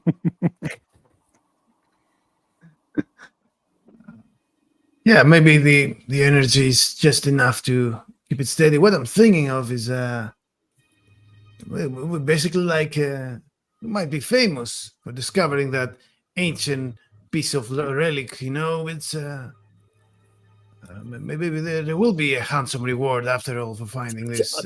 If you hadn't said that, I was going to say I think he's thinking about the money. Damn it, I've got questions that Wilson wouldn't ask. It's not always about the money; it's about the discovery. Where's your sense of wonder and adventure? I mean, One step up the corporate ladder from where I am now. Okay, so while the captain's in the Mother Chamber, you can, like I say, you can see the Kronos slowly gliding past, and it's still traveling. It's still traveling at sub-light speeds, and it's barreling past the Montero. I think we need to form up with it. We need to get in formation with it so that we don't lose it. yeah, that's a good idea, actually, Wilson. I'm on it. Beep, boop, boop. Would there be Okay, any- so would there Davis, be you any can make way a piloting check. Land is right in the cockpit. What size is Oh, this dear. ship? Yes. So, which ship? The Kronos is about half the size, if not smaller, than the Montero. But the Montero is massive.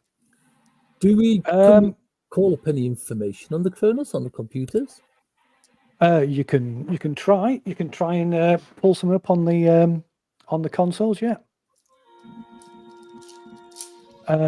So that's a fail, Davis, at the moment. So do you want to push that? And if you're pushing it, then you have to justify how you're going to push it.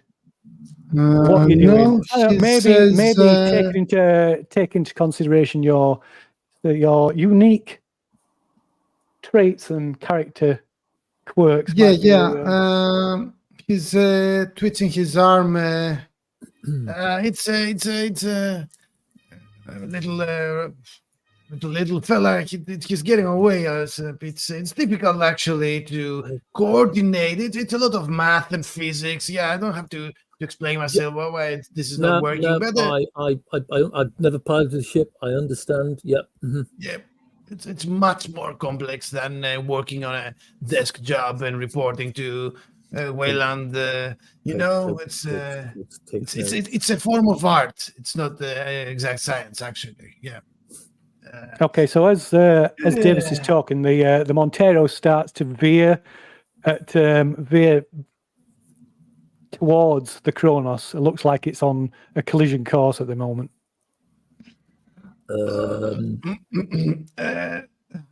That's bad, right? Obviously, we're down the cargo hold. We don't see this. We're obviously busy. Yeah. So. Yeah, and Captain's in the mother chamber. So yeah, there's Wilson and Davis on the bridge. So Wilson, you can see this while Davis is looking over his shoulder, like jabbering away at you. It's like I just kind of point out the window and go, the Kronos?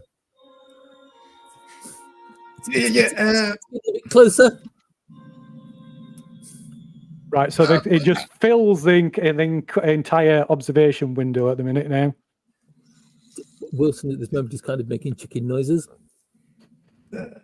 It's actually we are the ones who are getting closer, working on it. It's a bit tough steering that our heavy big ass ship, but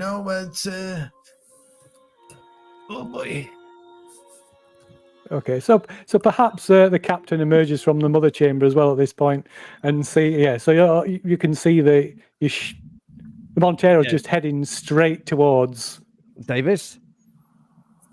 Davis. Yes.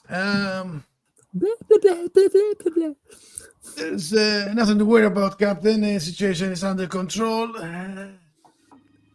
Will you hit the brakes or something? Just. Yes, it's just we had a little momentum from the jump. It's actually, Mother, can I do something? You can push the roll. Yes, you can push the roll. Push it real good. Doing the best. Click the push button. Yeah. Click the push button in the chat. Okay. Yeah. You know what? Maybe I have an idea. My reckless talent gives me the ability to roll. Well, it gives me the ability to roll agility twice. So piloting, So piloting is agility. It's agility. But so yes. You know what? Its push still increases my stress level by 1, so I'm not gonna really avoid getting stressed. So you know what? I am gonna push it. Okay. Yeah, that's a success. You only needed one. You only need one. There you go. I told you it wasn't a collision course. I just wanted us to get pretty up close and personal to that. Yeah. Oh, God. There's a definite judder and possibly a squealing noise from the exterior of the ship. But Davis manages to pull up alongside the dorsal side of the ship and bring it to match its speed. So now we feel that back in the cargo hold. So yeah, you feel So you see all the canisters like just suddenly judder in their holding. Straight over the comms, click the bridge. Slightly. Guys, did people forget what I mentioned? A couple of the warning lights come on the readouts on the canisters. Start coming checking. Pulling up alongside is better than pulling up inside, I guess. Sort of check straight on the comms. Guys, did you forget when I mentioned we've got explosive gas down here? Could we not do that again, please? But nothing to worry about, champ fella there. We just performing some high skill maneuvers here, and yeah. Nothing to worry about. Look again. Speaking If of the lights which- go red down here again, we're in trouble. Please don't do that. We've got Yeah, plenty of yeah, red yeah, lights yeah. which I need to sort out now. Please, just don't do that again. Whatever it was, don't do it again. That wasn't good. Wilson's standing in the bridge with one of his hands on the rails because he knows that if he lets go, his legs are going to collapse. How about you, Wilson? Keep an eye on those 3 blinking lights. Make sure they don't turn red. I really have to hit the west area, the toilet area, because my stomach is really hurting. Maybe it's from the stress. Yeah, I gotta go. And he straight away goes to find some solitude. Oh God. Okay. So stressful. Oh, so stressful. Turn around to the captain. Where did you find this pilot? He's a great pilot. He's a great pilot. Our mission's changed. Oh, changed how? Another company directive. We gotta salvage this thing. They want any scientific data taken off it, and they want it escorting back.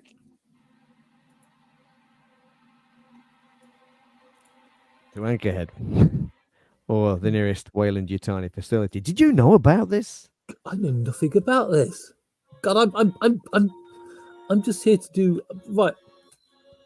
Okay, the fate of this ship, the fate of this freighter lies in my hands because at the end of this, I have to do a crew report. I have to do a ship report. If it goes against the crew, then you're all fired. The ship is scrapped. That is me being honest. That is all I know about this.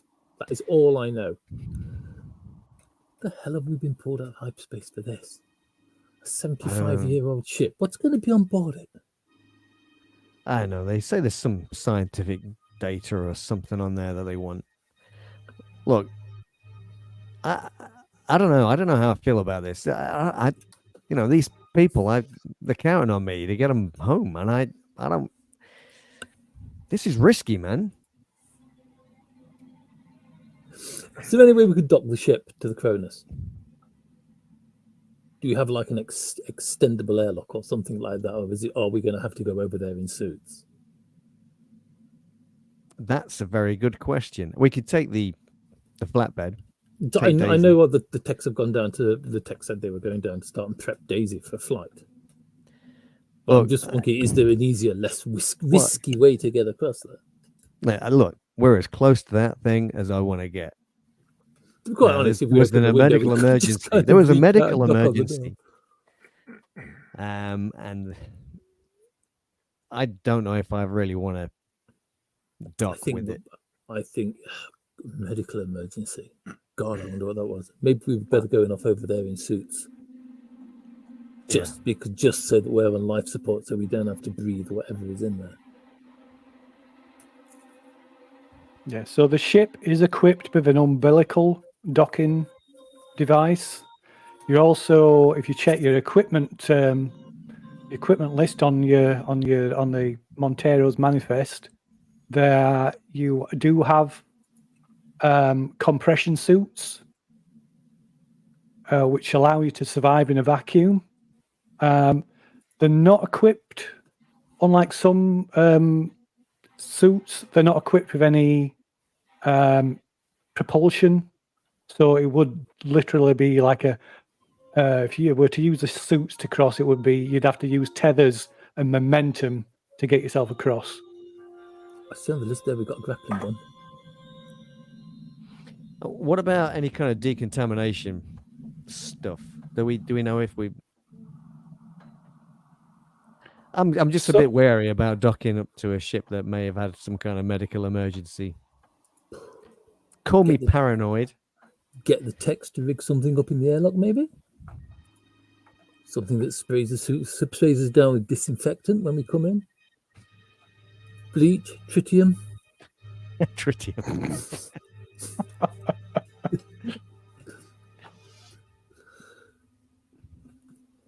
I mean, I'm assuming, like with these docking umbilicals, that would be the standard procedure, would it? It would, yeah. Okay. So forget you can always paranoia. So you can always affect a scan of the ship to see to get you'll be able to recover some preliminary information on it and the general state of it from obviously it's limited what you can learn from an external scan of the ship. Mm. Yeah, I guess if we got the umbilical, can we link up and do we get any more information by doing that from the ship before we open the door, like life support? No, that wouldn't. No, that wouldn't give you any more information. Okay. No. Right. No, we're still talking like 1970s future tech. Yeah, look, let's forget about the whole. We're not worried about decontamination and stuff like that. Let's use the umbilical because. So the umbilical does like provide like an airlock on its by itself. Yeah. Do any are we close enough to use it? That's the other thing. It's got a length of 10 meters. We could literally reach out the airlock and knock on the damn door. We probably could. Davis got us that close.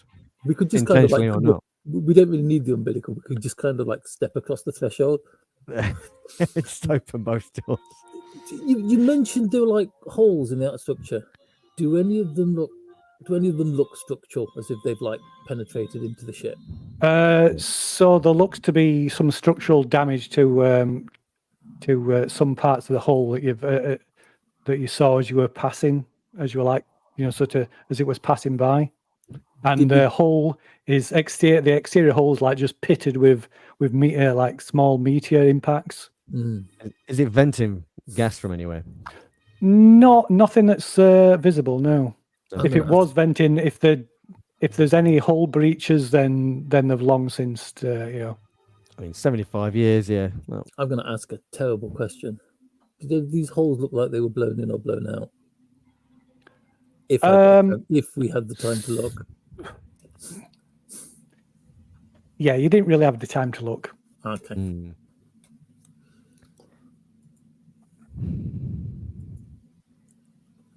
I'm fascinated by the picture of the guy on the end of a long rope shining a flashlight on this thing. Yeah, so that's your. If you don't use the umbilical cord, that's your other potential means of ingress. The fact is, he's umbilical. At the moment, I'm not contemplating sending Rye out on the end of a long bit of string. But you can see, checking the ship's sensors, you can see that there is a dorsal airlock, which is quite close to where Davis has managed to pull alongside the ship. Okay. There does appear to be, according to scans, there does appear to be other airlocks on the ship, but none of the others appear to be functional. I was going to say, are the airlocks powered? After 75 years, it's in a minimal power state. I think we figured that out, didn't we? Yeah, so there must be some level of power, but it's certainly not running at full power. So, just out of curiosity, is that something that is genuinely an ability of these ships to run that long on low power and everything? Is that that's their basically backup state? In an emergency, a ship can shut like the mother can shut all the systems down to run on just like emergency power. But it could just be momentum that's carrying the ship along. The engines have clearly shut down, so it's momentum will keep it. It'll keep going until something physically intervenes and stops it. What's the pulling power of Daisy? Sorry? What is the pulling power? As in, if we act like a set of brakes, can we get this thing to stop moving? That's a possibility. You'd have to throw cable onto it, and you'd have to secure some rather than risk the entire pretty ship. Heavy duty cables. Yep. If the ship's taken damage, will it be able to survive us doing that? We don't know about the damage. Well, we're not going to put it. What I mean is, obviously, we'll attach Daisy to it, and then just gradually thrusters other direction to slow down the motion. If it's just going by momentum, But we're at relative speed, so it's Yes, effectively. I mean, it's still stationary going. anyway, It's not. right? I mean, it's not going slow. It's still traveling really fast. I mean, it's kind of still traveling at sub light speeds. The problem with that idea, if this was a towing, if the Montero was as equipped as a towing ship, a towing vessel, that would be highly possible. Because but we're not going to deal with the Montoya because it's got exploding gas on it. and it's not equipped engines, as a which is towing shit. vessel. Yeah, but even if it was a fleet vessel, we're not attaching anything with exploding gas to another ship that's hurtling through space. That is madness. Let's have a look. What we got? So the small towing ship inside the big ship will use. Yeah, you've got the ship's not equipped with the kind of heavy duty cables that be required to pull the ship anyway. Right. Okay. Do we have canister to? We couldn't do it without a diagnostics scuba. So there's only limited information you can get from scanning the ship, and maybe anything that Mother has on record. Can we? Don't forget this is like 1970s, like future tech. So a lot of things have to be done. Can we vector in close. its current trajectory to see where it's heading towards on the chart? Considering we're like 3 inches away from it, it's pretty much heading wherever we're heading. Yeah, so can we, like I said, vector in the chart then? You could certainly predict the space station, therefore the problem could take care of itself, or is it heading out? You could certainly, somebody could certainly, plot a course. So it's on a course, sublight space, sublight speed. I'm another space station on route that we can basically. I'm going to lean over and whisper to Miller. Don't you have something to say about this? Haven't we been given a new directive? Yeah. I think you should tell them, Captain. Okay. I'll get on the comms. Well, I got some great news, everyone. Our mission has changed. The company have directed us to salvage and recover as much as we can of the Cronus. They want any scientific data and samples taken off the ship, and the ship escorting to the nearest Weyland-Yutani facility.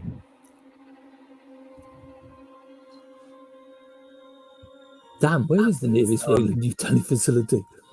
So we gotta get that hunk of junk up and running again. Well, unless you want to find some replacement engines for the Montero, I guess so.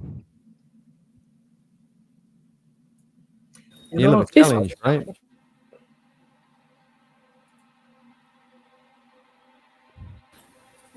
Well, so we heading towards any company facilities at our current.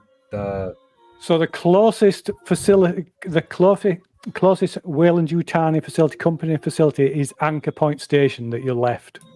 But are we heading up and go back? How the hell do they expect us to get that thing back, Wilson? Montero is not rated to tow anything.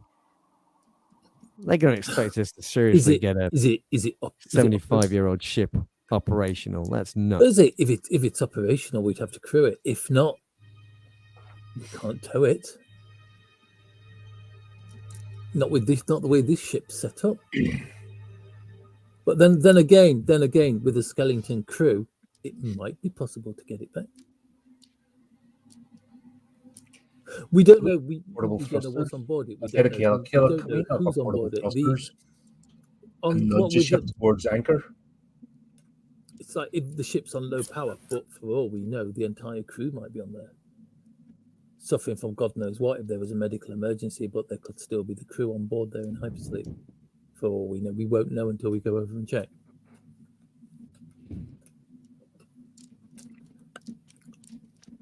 Okay. We're going. When we connect, going with the assumption we're going to connect to the ship, is the, what did you call it, the umbilical? Yeah. Is that sturdy or generally quite flexible for the give and take of the ships? Yeah, I mean it's quite sturdy. It's not like a piece of fabric. It's got it's all reinforced, but it's like a telescopic kind of tube. I mean, it's not gonna, if something ran into it, it's gonna smash it. But it's once it's extended, it's all structurally reinforced, so it's not gonna just like break off. How much plot armor does it have? Sorry, how much How much plot armor does the umbilical cord That have? depends on It the has a situation. until it no longer does. I mean, so for instance, you attach it. You've got to maintain the like a cruising speed, maintain like the same speed, because if you slow down or go faster, it's going to eventually wrench it off. But other than that, I mean, that's how it's done anyway. That's Yeah. Sort of said, Kayla, can we nudge this thing towards, it's going at speed. We don't want this ship anywhere near it with our cargo. Can we nudge it towards anchor point and let it continue on its way and escort it if we have to? But I'm not happy about us. We wanted to get there in the next 150 years. It's traveling sublight. How far to anchor point? So anchor point is about a month back the other way. Yeah, so if it's traveling a month, that's at light speed. That's traveling at light speed, and also it will be pretty impossible to nudge it in 180 degrees. So are we heading towards the colony? Sutter's World. Or are we heading we're not there now, are we? I mean, no direction. So check it. Like I say, it's easy. You can easily predict a course, from the trajectory, and it's heading off into deep space. Right. Well, we don't want to do that. Just heading further off into unexplored space. We don't want to do that. And at this speed, it'd take years for it to reach anywhere. Anyway. Yeah. So we can't turn this thing around. We need to get what we can off it and let the ship.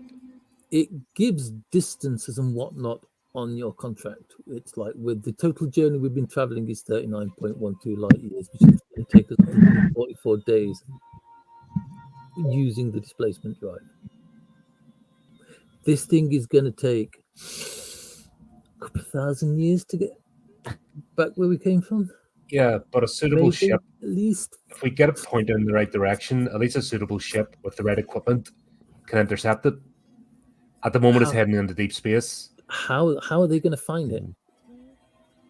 It's not even that. We're contractually obliged. Yeah, we physically can't stop the ship. We don't have to stop the ship. And they want us to. They want us to go.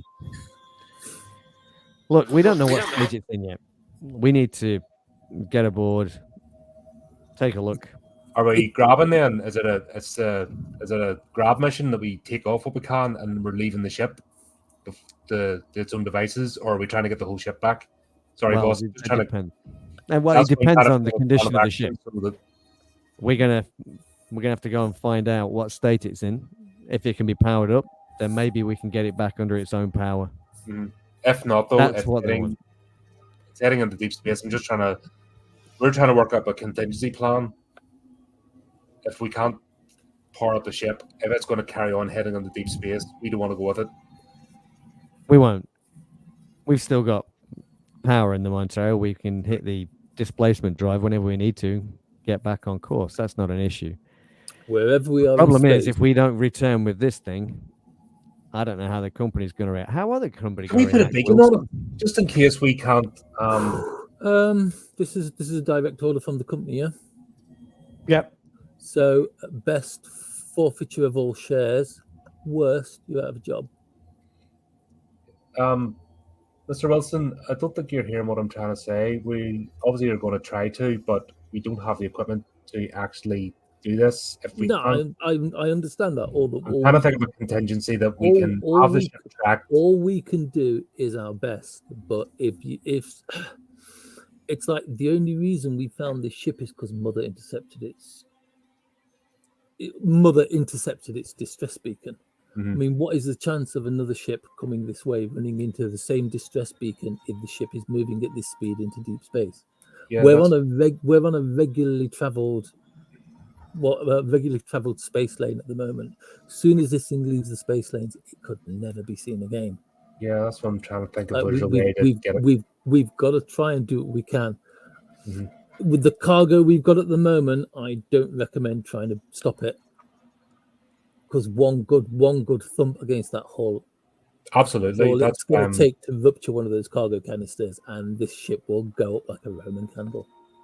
That's why I'm trying to think of jury rigging something. If we can nudge this thing back onto the shipping lane, we do what we can. At least the company can pick up the rest of the vessel.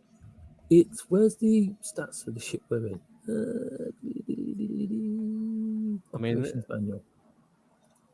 The Cronus is pretty big. I'm imagining. Where? Yeah, the Kronos is much bigger. That is like at least twice the size of the. Or rather, the Kronos is half the size, at least half the size of the So it's still Montero. pretty big. I So mean, that's like 160 odd meters long. That is a big chunk of metal. yeah. Traveling at whatever speed we're traveling at the moment. Do we have any idea what kind of like speed we're traveling at? Other than sublight, no specifics. It's but pretty fast. So if we move in front of that thing and we're traveling at ballpark figure 20,000 kilometers a second, if we slow our speed down by 5 kilometers a second, that thing's still going to barrel into us. Yeah, but we're not going to do that because Davis is a really good pilot. Yeah, several tens of thousand tons hitting us at 5 meters per second, at 5 kilometers per second. That's going to blow us both up. That's going to turn us into confetti. So it's a grab mission then if we can't get the engine started. Yeah, we can only do what we can do, right?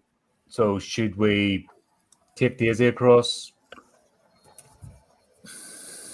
Is there a docking? There's no docking. I mean, We've got an umbilical that we can connect to the dorsal docking port. That is a safe way of getting people across there, but the only problem is like medical emergency, whatever is over there may be transmitted over here through the umbilical. the other thing is that it's probably going to be quicker for us to transfer anything through the umbilical than it will be to keep ferrying anything back using Daisy. Maybe send a couple of people over there first to see what's happening before we decide whether or not we're going to connect the umbilical. Yeah, sure. Volunteers? Didn't think so. Well, I guess if one should do it, I mean, take Daisy and peer through some windows. Is Daisy able to keep up with sublight space? The sub No. speed. No, it's When not. No, when Daisy undocks, Daisy will be traveling at the same speed that we are. Yeah, because it's the momentum, so it's traveling at the same speed. But yeah, so Daisy's speed itself is like very is minuscule in comparison. Right. So well, Captain, If it broke off if you- from it, it would never. There was no in. It wouldn't even have a prayer of catching up. if you're really looking for volunteers, I guess I'm volunteering. Go there. Or we could just No. kick you out of the airlock on the end of the big string. We've got a Well, yes, I'll go. We're flying Yours in needed here formation. for keep the We've got a harpoon gun. Take a look. If you don't like what you see, someone in the airlock can just haul you straight back in.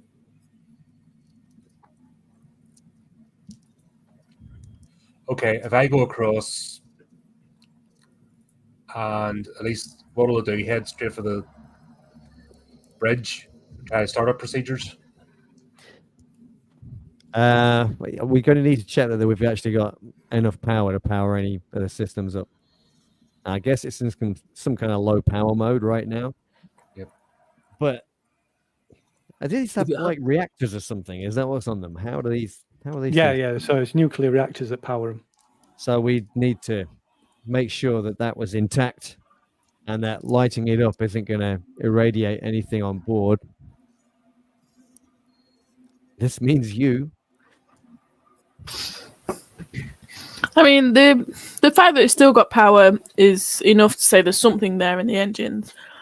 It's just whether there's going to be enough, and not as much damage to actually be able to maneuver it back into a decent trajectory. Because I don't know whether the actual ship will hold for FLT, Okay, not so FTL. What's the minimum we need to take? Data retrieval kit for the ship's log. the mother's pretty specific. Recover scientific data, any samples. Okay, so do we have a schematic? We do. You do. So yeah, the schematics are being transferred to the consoles. So there are No. other things on that list, but that's for the captain to. So can I look at deck A, deck B, deck C, deck D? Yeah, you can. Right. So if you look in the handouts now, you can actually see. So you Yeah. can pull up. No, I just meant the- what can I open without Yeah, ruining you things? can open every single deck. So A through D, you can pull up on the console. So, or in this case, in the handouts. Yep. So, I can't read that. So, Well, yeah. Captain, I'm not the only one who can pilot this ship, so I'm definitely volunteering to go out there and, live a little. On that remark, I would like to ask the GM. Last time So where there's a I lab on used deck my B. last time that I used my pills, I wanted to actually use my signature item. Did I reduce my stress level? So because you're using your signature item, yes, you can reduce your stress level with that, but that will be it. So you'll so normally you wouldn't be able to, but because you're using your signature item, we'll let you reduce it. Yeah. All right. So Because whenever you're I suffering, can, because normally you at the moment because you're still dehydrated, so normally you wouldn't be able to. So the lab's in Alright, deck B. so- Is that right? It looks like the dorsal airlock also has a vehicle bay. If there's no vehicle in there or the vehicle can be moved, that would be a way of getting Daisy in. So all the labs, lab 1 and lab 2, are in deck B. So are we heading just for the? Are we heading straight for the labs, or are we heading for the bridge? So the dorsal airlock is on deck A. It's the Yes. junction I A1. guess always to the bridge first to see the status that's it. of the ship, and then with anything else, things always go for the bridge. Damn it. Yeah, that's with the minimal power. I think the bridge. Correct me if I'm wrong. Yeah, the bridge should still be able to give me a little bit of a download on what's happened with all the rest of the amenities.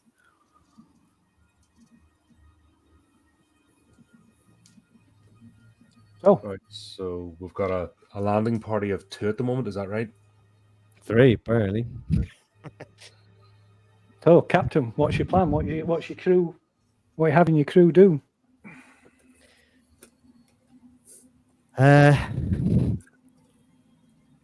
Okay, so we know there's one airlock that's working, right?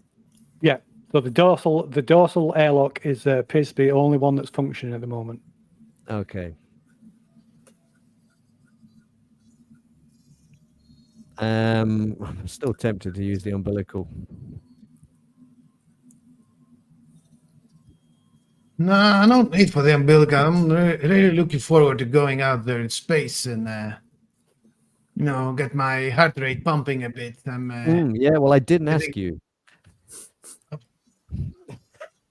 Up to you, yeah, I guess, Captain. It's your orders.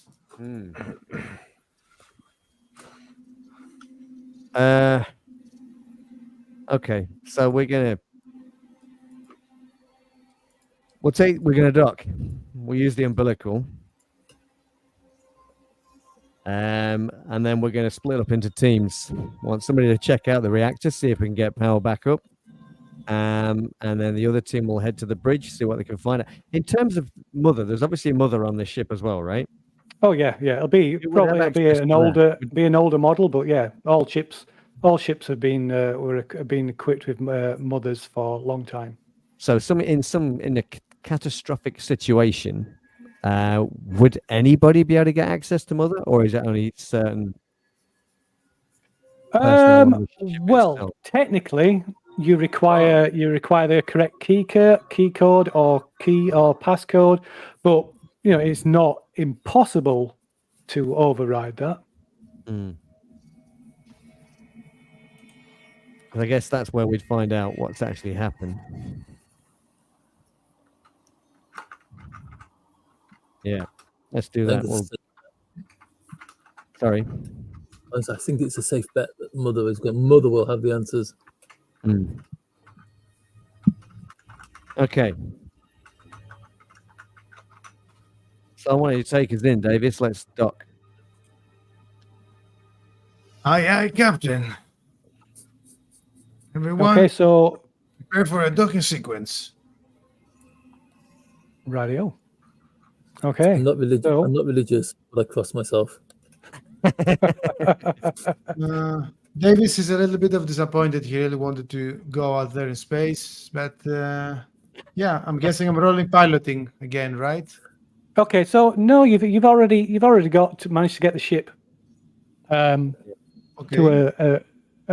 a safe distance, and you match speed with it. So it's just a minor case of maneuvering it, because you're already quite close to the dorsal airlock. So it's just a case of maneuvering the ship ever so slightly forward to be able to be in a position where you can extend the umbilical and dock.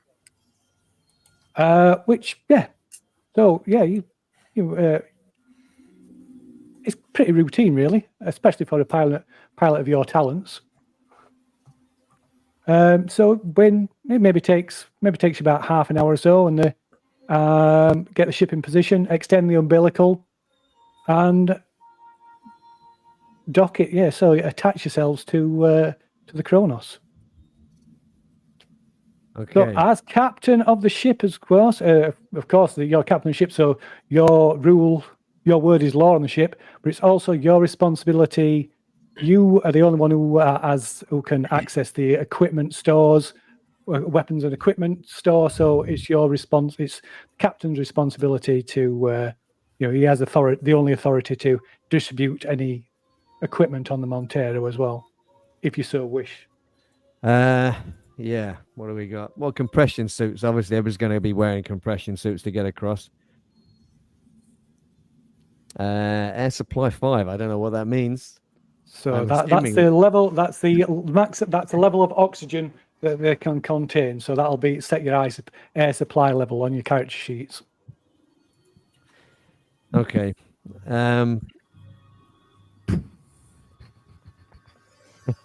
I don't know. It just seems there's a lot of stuff here which you kind of think we wouldn't use that. We wouldn't take that. Yeah. Well, yeah. I mean, you would. I mean, you wouldn't and can't take the power loader anyway. Yeah, I'm just kind of thinking. I mean, why would we take incinerator units, for example? I don't know if I could justify it. Well, I know that I want to. I just don't know if it just feels kind of. Why would you want to? Well, because I know I'm playing a game where people are going to get murdered, but my character doesn't. We're going to take the cutting torch.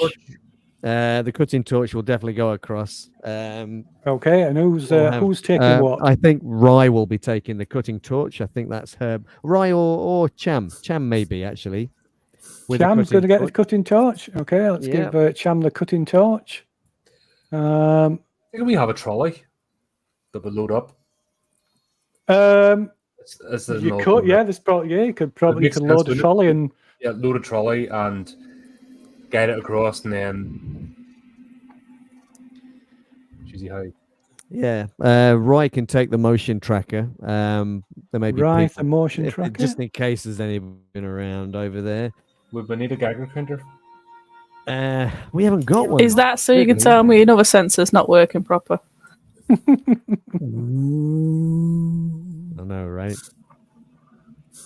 So yeah, so that's the cutting torch and the motion tracker assigned to people. Oh, Yeah. everybody wants a compression suit, of course. Yep. There's no Geiger counter, but I get into the compression suit to be pretty radiation proof. Yeah, so compression suits. So most suits have got at least some kind of limited ability to like make environmental, do an environmental scan. Yeah, we do want to bring irradiated material on board our ship. So, for instance, you can wear with a compression suit, it'll tell you can use it to analyze the immediate environment and tell you if it's breathable, for instance, and things like that. Cool. Yeah. Can anybody convince me why we might take an incinerator unit across? There might be some rubbish. What Might be sort some of rubbish. Overgrown weeds, maybe. Fire in space is a great idea. It says other Well, people. there it's might be no damages combustion. inside. I will need to, use it like a machete during inside the jungle. We've got the That's like- blowtorch for that. It's like cutting torch. I can Cutting justify torch. because like bulkheads and things like that. Yeah. Motion tracker, yes, just in case you can find survivors. Yeah. Ship repair bolt gun. Actually, that might be useful. M4 A3 service pistol, 1 reload. So yeah, bolt gun is making armor repairs. It can be used as a weapon as well, but its main purpose is to be used for it's like a massive industrial rivet gun. Yeah. Okay. maybe bolting panels up, just if we're going to salvage, if there's breaches in the hull. Yeah, we'll take the bolt gun. Okay, who's taking the bolt gun? I'll let Davis carry that. Davis can have the bolt gun. Okay. Yeah. Yeah. What about you, Right Wilson? then. You coming across? Actually, yeah, I might need you. Sure thing, Captain. I'll go across. Is there anything you want me to carry? So there's a compression suit. No, I think that's it. Do we need to declare? Obviously, we're going to try and extract data and stuff. Do we need to declare devices that we're using to do that? I'm assuming there's nothing on the operations manual to say that. 1870s equivalent of a USB stick, Yeah. Do you know what I mean? Obviously, something. Hang on, wasn't that Again, don't I think forget the this is box- like Don't forget this Yeah. is 1970s kind of futuristic. That's why I said equivalent of. So it's something with a box and a cable that plugs into a. Yeah, I mean there are Or things for called both. I think they're called MCDs that are essentially like a probably the size of a mini PC case. Have we got any toolkits or anything like that? There'll be general things like that as well. Yeah. Yeah, I mean, we probably need to take a toolkit. looking at the toolkit, aren't I? Yeah, I don't know. No, you're all right. I'll take the toolkit. Honestly, as this is a company directive, I think the company man should be present as we go over. Well, yeah, I agree. Okay, so we've got Cham with a cutting torch. Mm-hmm. We've got Rye with the motion tracker. We've got Davis with the bolt gun. Mm-hmm. That's it so far.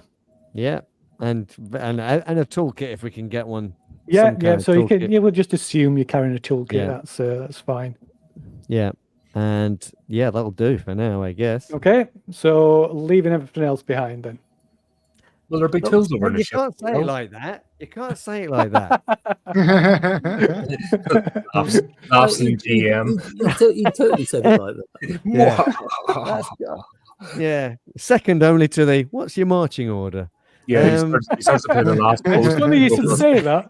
Who's Who's- last? yeah, It's who's like, going you- first? You, Yeah. look, you really want to take an incinerator with you, don't you?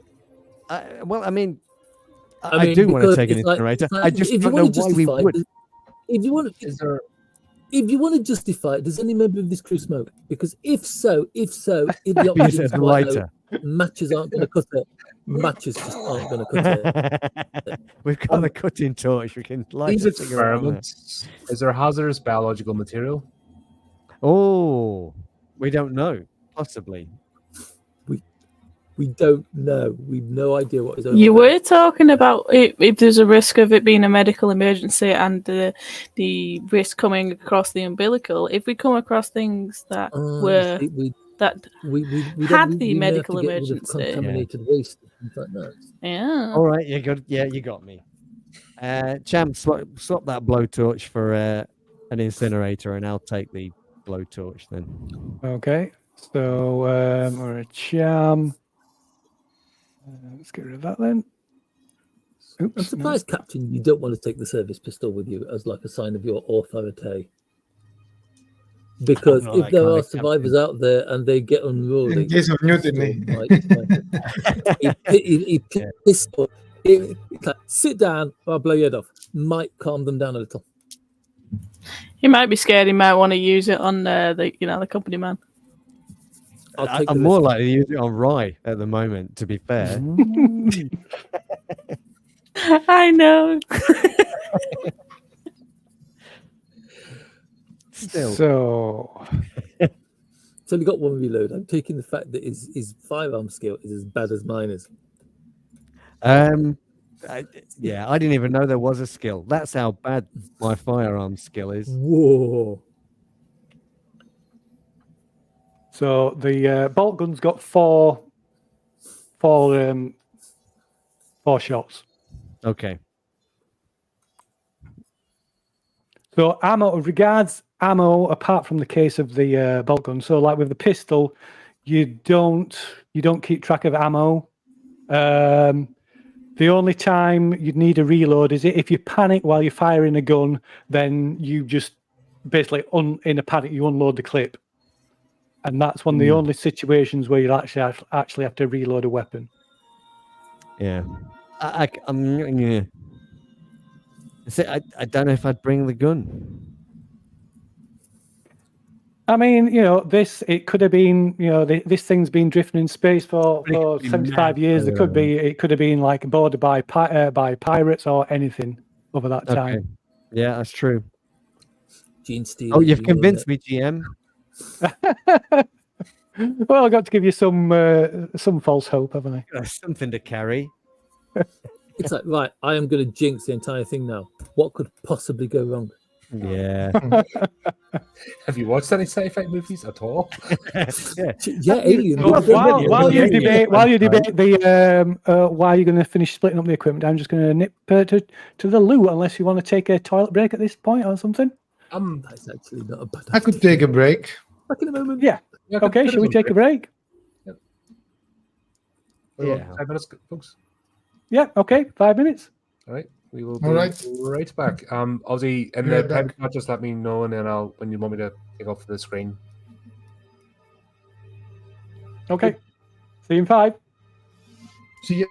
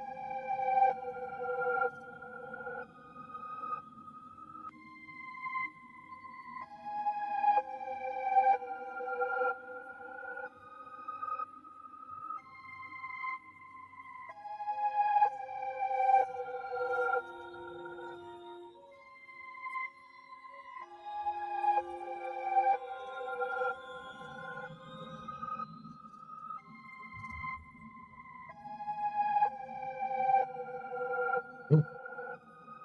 Hello. Hello.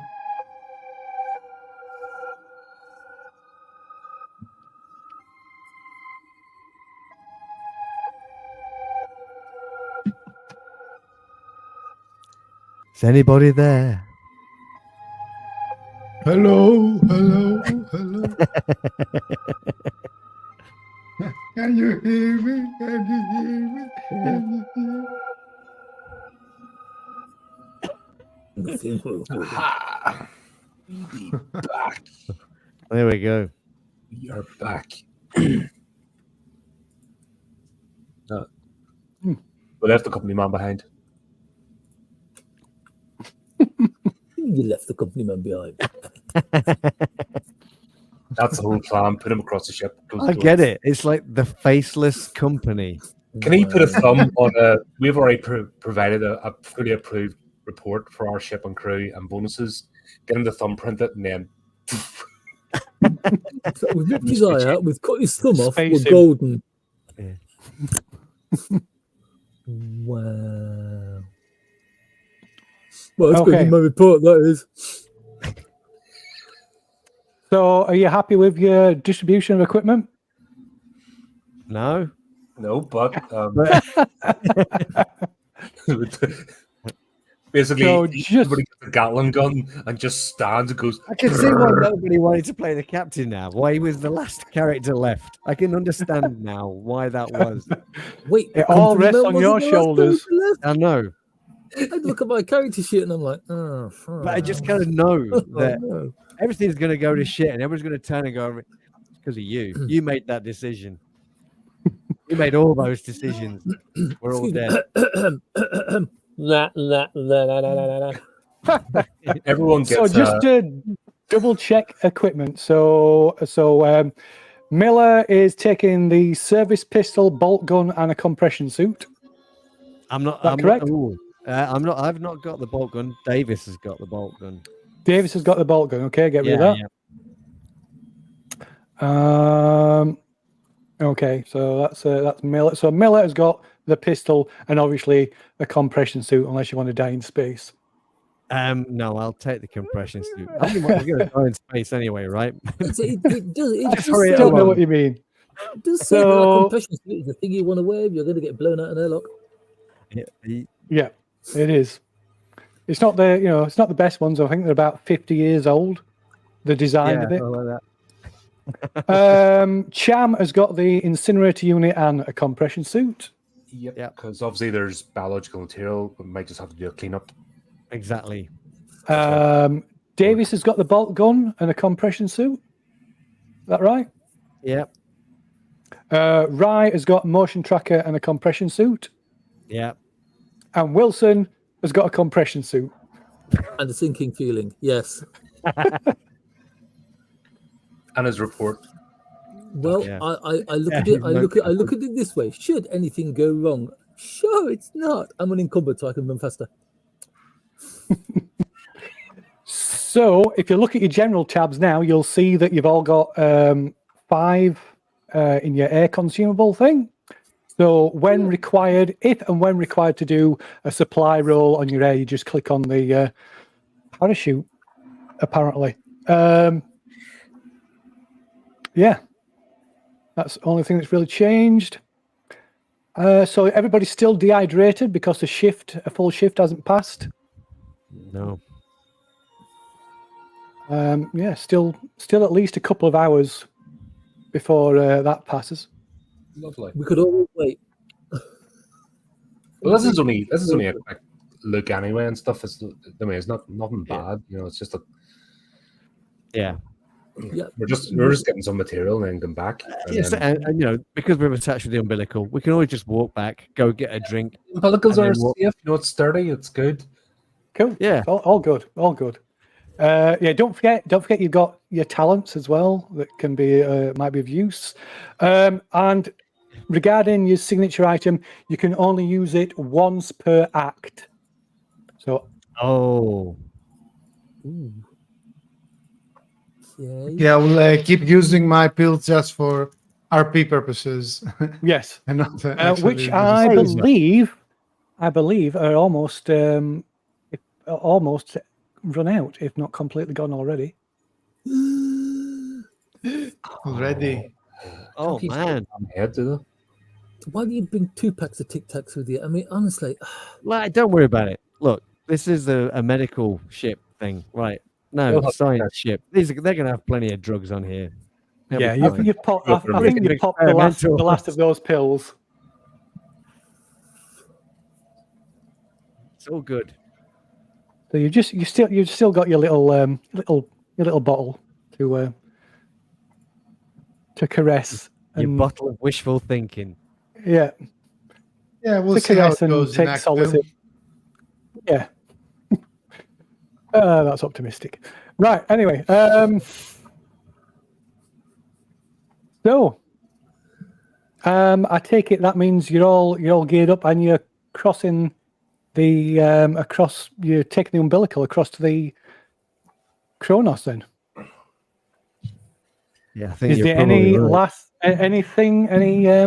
last preparations you want to make? Any last wishes? Any last final I requests? thought he was Final going to say meal? last request.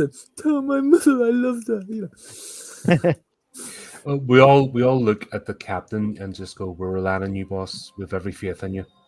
As we step past him onto the umbilical cord, Yeah. I'll tell you we what, know you'll not I'll do wait it. here just to make sure that there's somebody here to open the door. When you get Wow. Okay, let's drop those down there. yeah. Okay, so where's my book? Captain Miller expects every man or woman to do their duty while he waits by the door. Yeah. Yeah. Anyways, good luck, guys. You've got the just in case you have to go first anyway because you swapped the cutting torch with me. Oh, why did I do that? Look, Because you're our leader, and obviously our leader. yeah, I'm leading from the front. Yeah. That's why we I'm trust you. Howard, but Captain Miller is not. So, yeah, okay, I guess I'm making my way across the umbilical first. Okay, so march in order. Captain's going first. Yeah. Okay, it's quite wide. You can probably walk 2 abreast in the umbilical. It's not like it's not like a tiny thing. Okay, so do you make your way across the short distance? Was it about 30 feet? The umbilical cord, I think, something like that. Yeah, 10 meters. Yeah, that's about right. 10 meters, yeah, 30 feet. So yeah, it's like I say, it's kind of metal sides with reinforced poles that extend out. But there are some like sort of small, narrow viewing panels that run down the side of it as well. So you can see the glory of space as you make your way down this passageway. So reaching the other end, you discover that the airlock is damaged. Of course it is. Oh. Well, that's it. We can't get in. Abandon the mission. Pretty terrible. We tried. We tried, yeah. So it will require it will require a heavy machinery roll to get it open. What? Okay. I'm going to embarrass myself in front of the technician, aren't I? You could always order them to look the other way. Look out the port I side.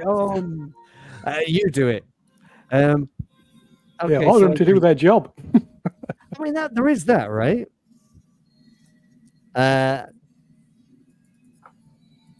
Yeah. Okay. I just feel a bit of a twat now because I've brought the blowtorch across and I can't use it. I'll give it a cursory glance and see if there's see if I can ascertain the damage. It's definitely going to need cutting out, right? Shit! Excuse me. Whoa. Ignore that. I just accidentally clicked on something. No, that's Miller shooting himself. Can we save that for later? embarrassed. There's a lot of 6s in there. Dibs. Please don't. So Miller's Miller's supposed to have the cut. Who's got the cutting torch again? Miller. I took it. No, who did No, you didn't. You took it off No, me, I didn't. and you gave me an incinerator. I did. Yeah. Yeah, you said you'd take it and give him the Let incinerator. me train it for you. Okay. There you go. Well, better give you it back then. Yeah. There you go. You got your cutting torch. Let's equip I don't even equip it say for you. anything. Just hand Right. him the. Do I get a bonus for having the cutting torch? It gives you, I believe, it gives you. But let me have a look. I can't remember. So,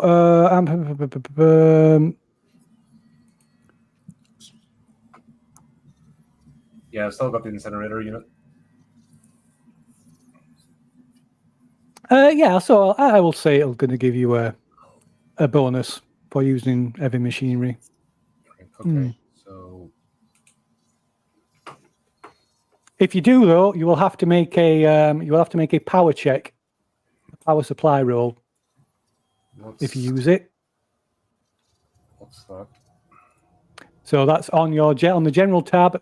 You'll see you've got. You haven't got. So yeah, I need to give you the cutting torch. Right. You haven't got it at the moment. Cutting torch. There we go. Cutting torch. Then So yeah. So now on your general tab, you've got power. So basically, when you click on the cutting torch, it'll do a power check for you.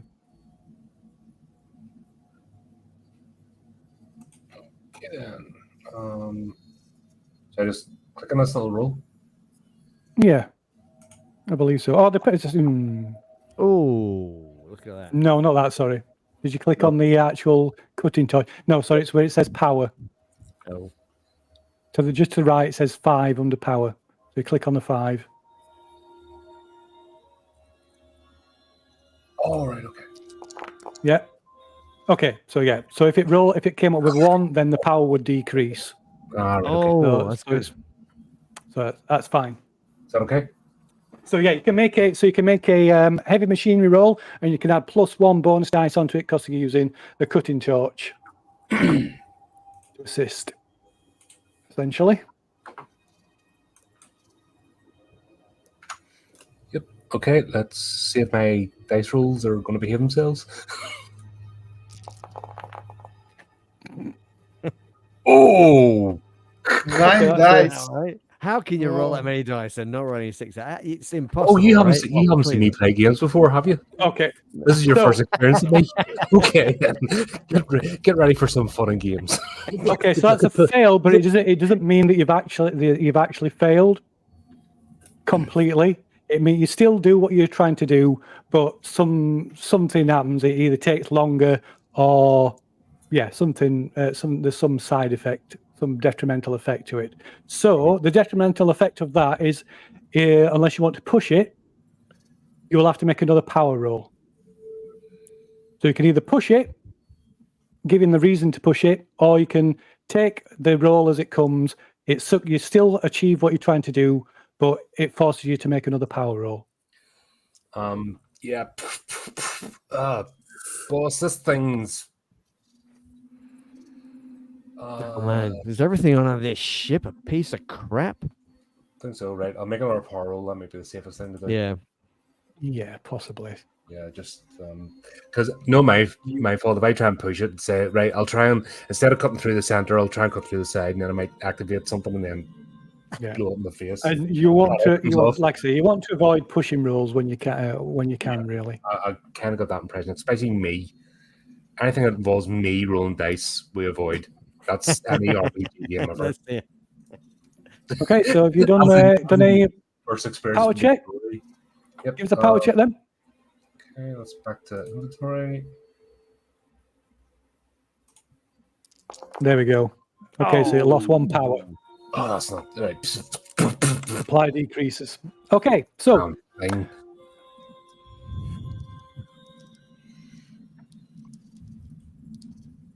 So yeah, you managed to get the outer airlock open. It's once you release the clamps on the door, cut through the clamps, and get the door open. You can see the damage is on the inside, and it seems to have been buckled from the inside. Must have been some amazing amount of force that did that. It's like the entire door's buckled on the interior. Captain looked slammed in the side of this?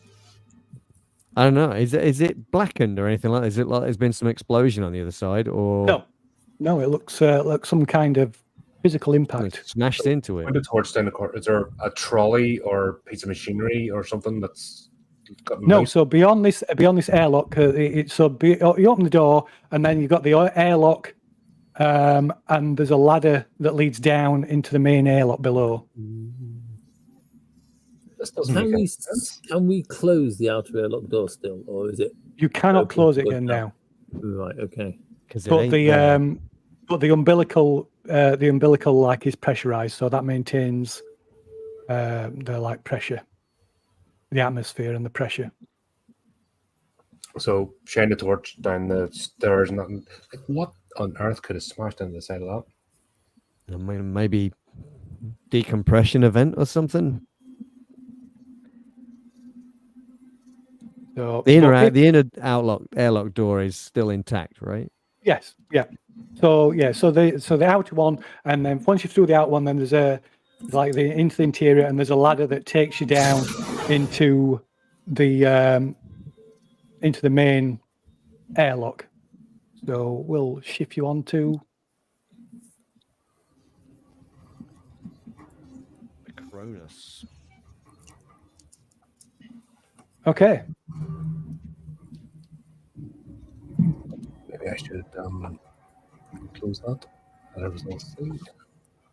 So yeah, like I say, there's a ladder that leads down to the main airlock on the main airlock junction, and there is, once you open, like seal the lock behind the airlock behind you, there's a ladder that leads down to one of the to lower levels, as well as doors to the north and south of you. It's dark in here. There's only minimal lighting. It's running on emergency lighting, but even this has like started to fade and fail. So luckily your suits are equipped with torches, with like headlamps.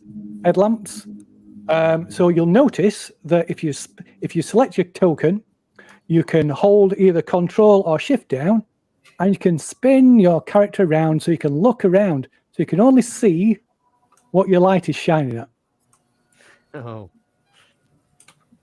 Another thing, a little tip for moving your token around: you can drag it with the mouse, but it's maybe easier to use the arrow keys. Once you've got it selected, you can use the arrow keys to move it. Okay. It's shift. So yeah, shift moves it in larger increments. Control moves it in smaller increments. No. So yeah, this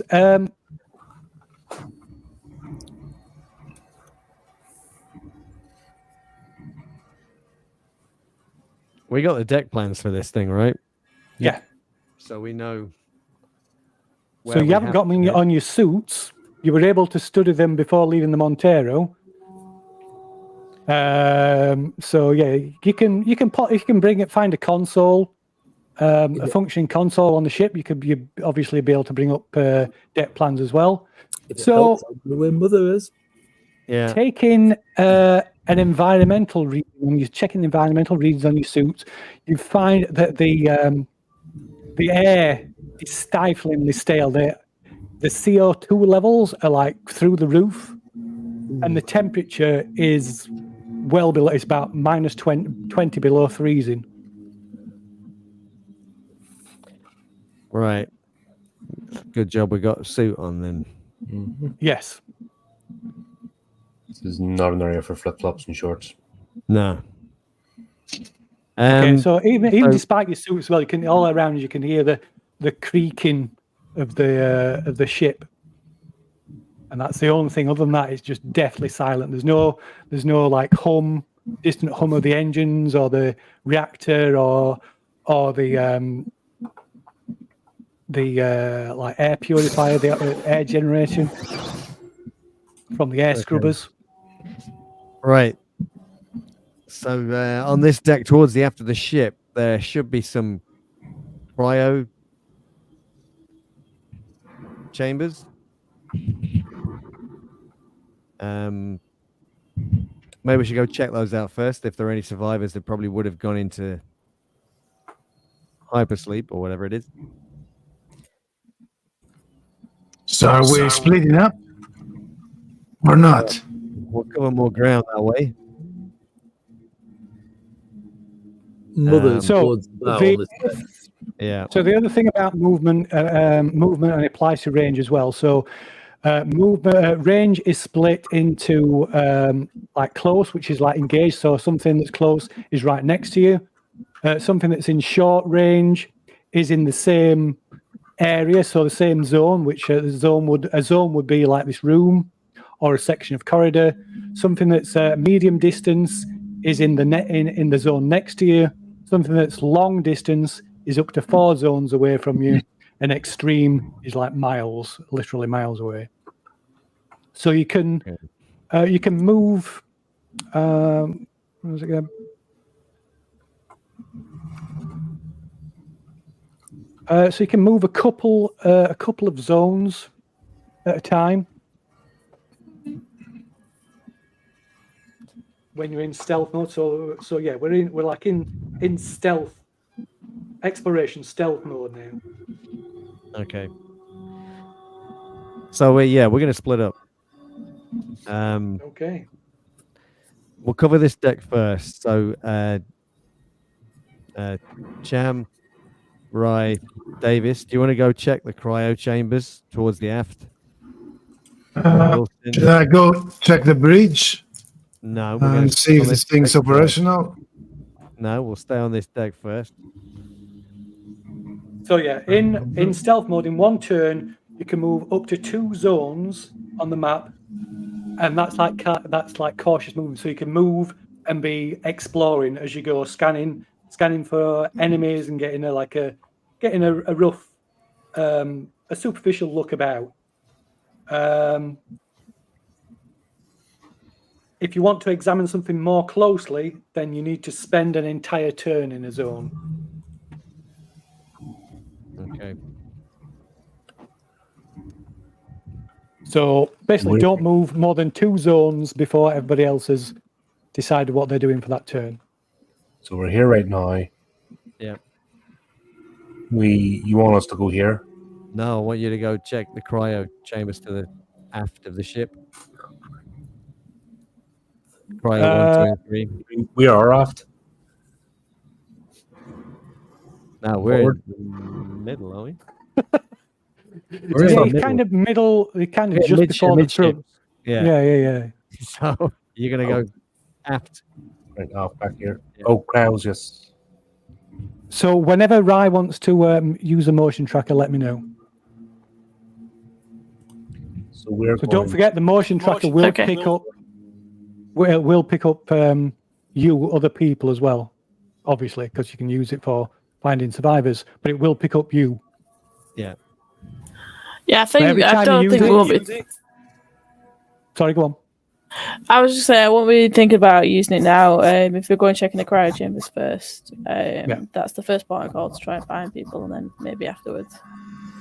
When you use, every time you do use it, it requires you have to make a power roll, see if it reduces its battery, if it's power supply. Okay, so go ahead. Wilson, you with me. Whatever you say, Captain. And we're going to head up towards the bow. Okay. Okay, go ahead. What's the rest of you doing? Well, I don't know. Is Captain giving you orders or not? Yes. Oh Yeah, no, it's the fair to go to- cryo. Even an order. I don't expect to repeat myself. No. Yes, Okay. we're going off. So don't forget, you can move 2 zones. A zone will be like either a room or a corridor.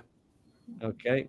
So some corridors, larger areas might be split up into sections by smaller lines. So, for instance, the corridor that Kyla and Rye are in at the moment, I'll just pause it a second. The corridor that they're in at the moment, that count as one zone, whereas the corridor that you're in, it's kind of a U-shaped corridor, so that count as each sort of half would count as a separate zone. Okay. If I was to go directly ahead. That would be so. This moving into here is one zone, so it's kind of abstracted. So some areas are smaller. You're going to be traveling shorter distances than some other times. But anyway, there you go. If they're really tiny, I will override that, of course, because some things can be like the corridor that you've just. These are just moving in. It's literally about 5 foot long, 10 feet long.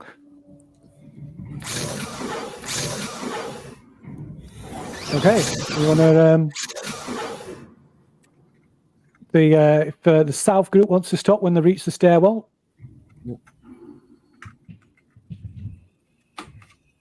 I thought the cryo chambers were on the same level. Am I looking at it wrong? Yeah, you can keep going. North group, you can keep going. Like I said, it's just a small corridor, so I just count it as. Reach the stairwell. Sorry. Sorry. Actually, that door's locked. Okay. It's the door to the mother chamber, which you know, which you can tell from looking. But yeah, it's you need a key card for it. See on my screen what you're would this doing. be a good excuse for me to use my signature item, which just happens to be an access key card?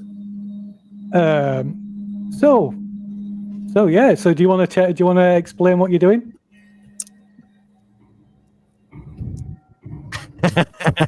No, I don't. Maybe not. Well, I don't know, because it's like, oh, that's it. He has got something useful. Stab. Yeah. Okay. So it would indeed be useful at this point. Nope. I'm trying to be fully open with everybody to get rid of this bad company man kind of thing. I've been trying to get on with people. I will show him. I will explain that the company key card will allow me to access doors on any Weyland Utah ship. Weyland Utah. Just for inserting the key card into the slot, it unlocks it, giving you access to the mother chamber.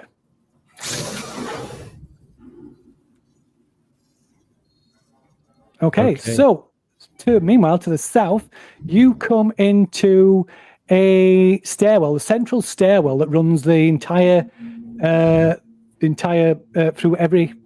all the decks of the ship, but the stairwell is collapsed.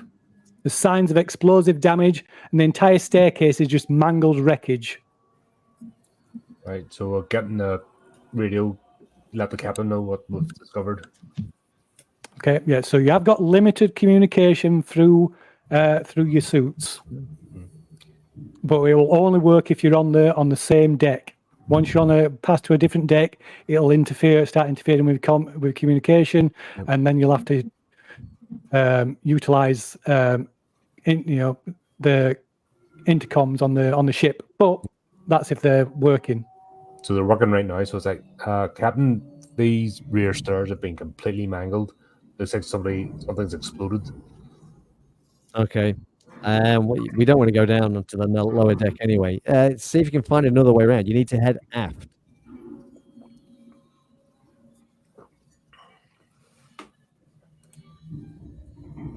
Okay, so meanwhile, let's just do this. So yeah, you've come into the mother mainframe. So this is an older model. It's a Mother 2000.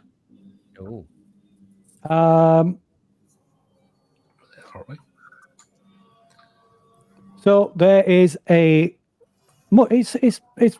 very, even though it's like 75 years old, it's still very similar to the one that's on board the Montero. Tech hasn't changed a great deal over the last 100 years, to be honest.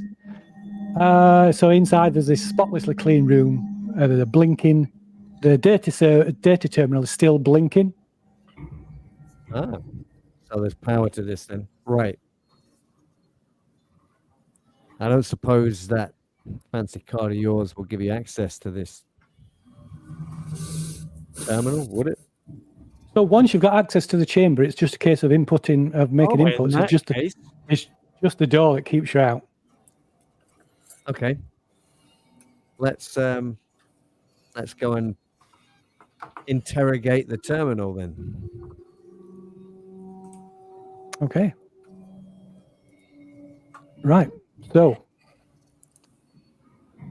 I'll leave you to interrogating the terminal for a minute. So what's the rest of you doing? Okay, so we can go back to the corridor junction. There's another corridor runs parallel to the stairwell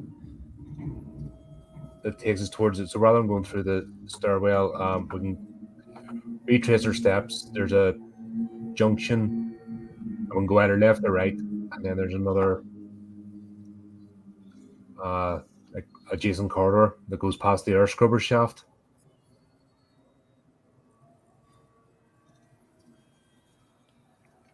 Does that sound like a plan? South team. Yeah, just head around. So we'll See what else has been. Yeah, we'll go back and we should stay.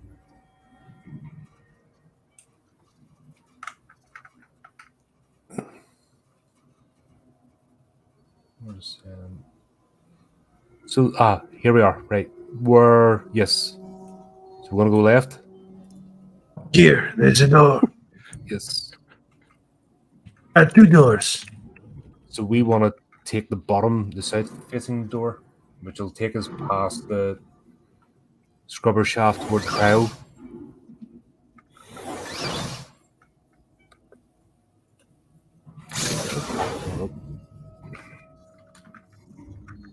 That's it.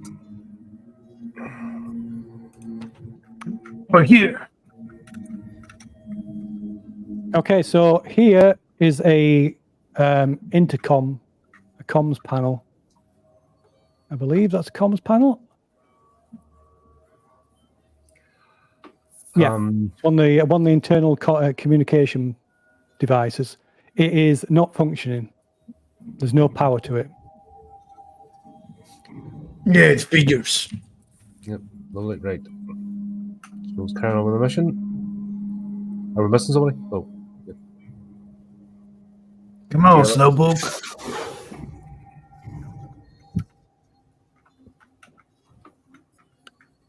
Okay, so let me stop you there a moment. That should be just the corridor. I was going to say, does somebody from the North team want to share their screen for the game mechanics?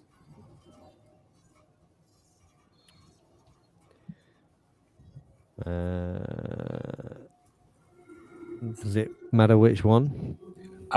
Just the game, the tab.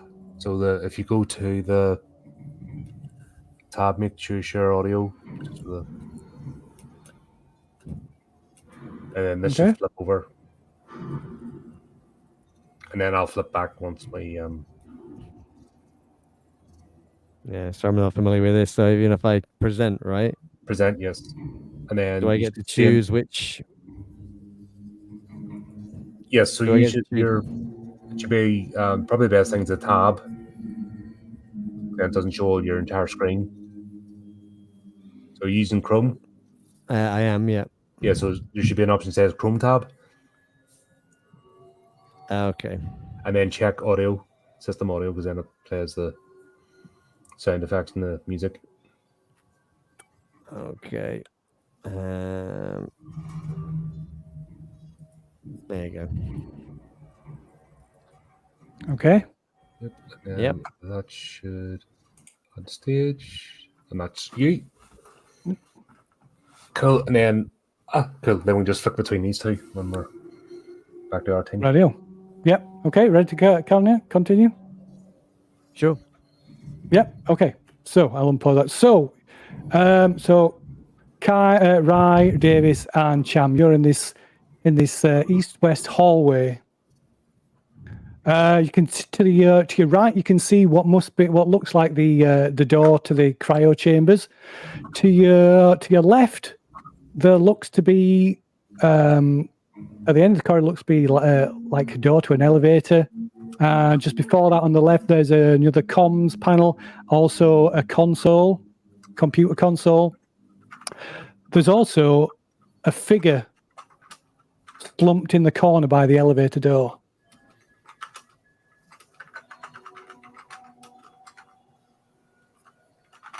Here. You can just make him out, just this shadowy, this dark outline of a figure slumped against the wall.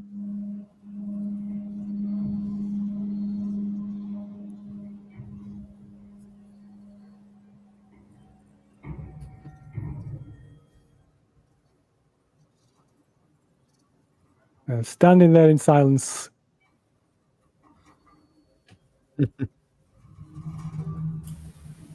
Wait, sorry, I was getting confused. Are you with us or? Yes, sorry, yes. Yeah. Hi, Davis in chat. Sorry, I thought you switched over to the others. To the Yeah, me too. northern- Yeah. Okay. Oh, are we still on our screen? Are we still South Script? So, yeah. So we see somebody slouched over. Say just in the corner. Yeah, just here. There's a figure sort of slouch in the corner. Stand back. I'm gonna take a look at it. Let's take a good look at it. What do I see? Okay, so as you get closer and your light, the headlight from your suit picks out the figure, you can see their head is missing. The torso is kind of slumped forward a little bit. They're wearing a compression suit, although it's an older version of the compression suit that you're wearing, and their head has been blown completely off. There's blood and brain matter all up the wall behind where this figure is, and a model 37A2 shotgun lies in his lap, in this person's lap. But there's something not quite right about this person. The arms, as you peer a little closer, you can see the arms look a little bit too long, and to the point that they seem to have stretched so much that it's torn the suit away at the shoulders. And all present can gain 1 stress. So that's Cham, Rye, and Davis. You all gain 1 stress. Bloody hell! What happened? Do you see the arms of this person? Is it possible through gravity, through prolonged gravity in space, something like that happen? I've never seen anything like it. I don't know, but has he shot himself? Oh my! I pop my inside of my suit just reflectively. What on earth went on in this place? Oh my lord! Davis looks behind the head. Let's assume that they did this motion with a shotgun. Shouldn't there be a shotgun blast on the somewhere behind? Yep. There's signs that it's clear. It's pretty obvious that this person did this to themselves. Yeah. There's still one of the hands is still grasping the shotgun, and there's a handful of shells scattered across the floor. Did he miss? Captain, do you know? I don't know if you're getting this, but we found our first dead body here. It's not looking pretty at all, and yeah. Davis approaches and I guess takes a shotgun. Okay. Carefully removes it from the victim's hands not to fire again, and tries to see how many shots they fired before they offed themselves. Okay, so there's no more. There's no unspent shells in the shotgun, but there are, like I say, there are a handful of unspent shells scattered across the floor in front of this where they're slumped. Perhaps that person was trying to reload that shotgun and loaded only one bullet. This doesn't look good. I've never encountered this before in my life. Why would you do this? Sort of shine the torch. Anything else around here? Like on the walls or anything? Not where... Nope. So there's enough ammo scattered across the floor for an extra reload. So is Davis picking this up? Did you say? Yeah, with a burden on his chest, but yeah, does and says, better not leave any firearms lying around. Okay. I think we should take this with us. fair enough. Then he will look. I'm actually encumbered. Yeah. Does anybody want to hold that shotgun, because that bolt gun is already pretty heavy, actually? I've got the torch. So being encumbered, it won't have any immediate effect. What happens is, if you attempt to run or crawl, then you have to make a stamina check, and if it fails, then you basically can't move. Can I drop it immediately and keep moving, or do I lose So it's one not gonna, action You can still move around normally at the moment. Like I say, it only has being encumbered only has an effect if you needed to run or crawl away. Okay. Just walking around let's normally, say you're fine. I will hold it for now. How about some ID tags on the dead body? No, nothing. No ID. Well, they might. There could be a million reasons why somebody would shoot themselves when stranded in a ship moving to dead space.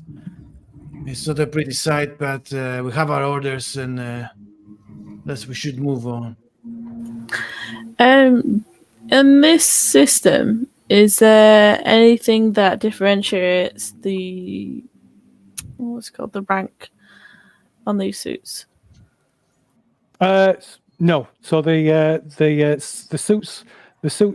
suit that you're wearing is a newer version of the suit that this body's got on, but the suit is completely is useless anyway. The like the helmet and the top part of it is just destroyed. Yeah, I think I was just gonna. When we got to the terminal, I was gonna look up this person, but if you can't even tell what rank they are, then No. There's no rank displayed on the suit. No. Name tag? No, there's no. It's got no identification on it at all. No. Not that's visible. You can't. Whether there's any ID on the clothes underneath, but there's no ID. There's no ID on the actual compression suit. But then you've got no ID on your compression suits either. Yeah, I wasn't sure whether that was the thing, but yeah, okay. I think it might be best if we carry on and try and find the others. This might be maybe an isolated case. This does not bode well. Right. So, where the hell is that? Okay, so we'll leave you down there for a moment, and we'll go back to Wilson and Miller. So you're up in a mother chamber. What are you doing? Want to ask Mother. We'll start with something simple. Current status of the ship. Okay, so there's a brief pause, and then the curse flashes, and there's readout appears on the screen. All engines are dead. Life support is offline. Cryogenics is online, or cryo chambers, not cryogenics. Mm. Atmosphere is dangerously high levels of CO2. Oxygen scrubbers offline. Reactor offline. Okay. Is the reactor damaged? Can it be reactivated? It's so Mother suspects that it is in need of repair. Okay. So But it was shut down. There was an emergency shutdown on the reactor. okay. There's the cryo chambers are active. Are there life signs in any of the cryo chambers? It says 9 of the cryo chambers are occupied, I believe.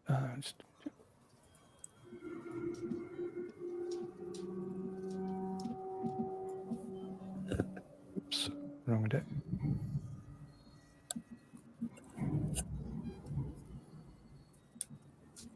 Yeah, so 9 of the cryo chamber. 7 of the cryo chambers occupied. There's life signs from 5 of the occupants. No. 2 occupants have suffered a cardiac arrest. No, it's after 75 years, I suppose. That's understandable. Okay. Does she have any information on what actually happened? Yeah, we'll get to that. There's apparently 5 survivors in the cryo chambers. 2 deceased. I'm sending that through the comms to the party behind us. I suppose Lee's senior rank on this, but he take charge of this team. Sorry, what was that?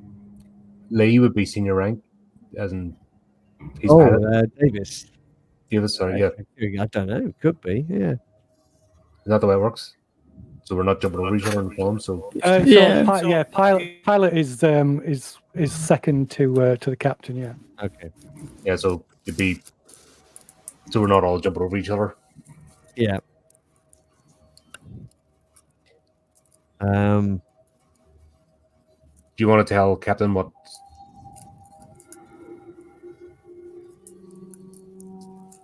No, Steve's there. Yeah, he's got this. Hello. Everybody there? John. Friendly. What's that now? No, just your senior rank, so it makes sense. The captain talked to you, isn't on the comms, rather than all 3 of us, like yabbering on the radio. Oh, you didn't know? Didn't everybody hear that? Yeah, but in case, I'm communicating. Apparently there are 5 survivors still alive in the cryo chambers, but 2 of them, or like it was 7 and 2 of them. Yeah, 2 of them are just 2 deceased. 5 2 live deceased, ones. 5 2 alive. Deceased. 5 alive. Yeah. Have you found anything else, or is it just the one? That's the one. So that makes a total of 8. And how many people do? 17. List as a crew of 17 on the Cronus. 17. So we have many more to find. Dead bodies, I would assume. Well, if they're not in Place a cryo, graveyard. they're already dead. Yeah, most likely. Okay. Actually, most certainly. Yeah. The reactor apparently is requiring repairs. I think maybe we're going to need to try and get power on before we need to get life support working before we can let anybody out of any cryo. So that's going to be priority, I think.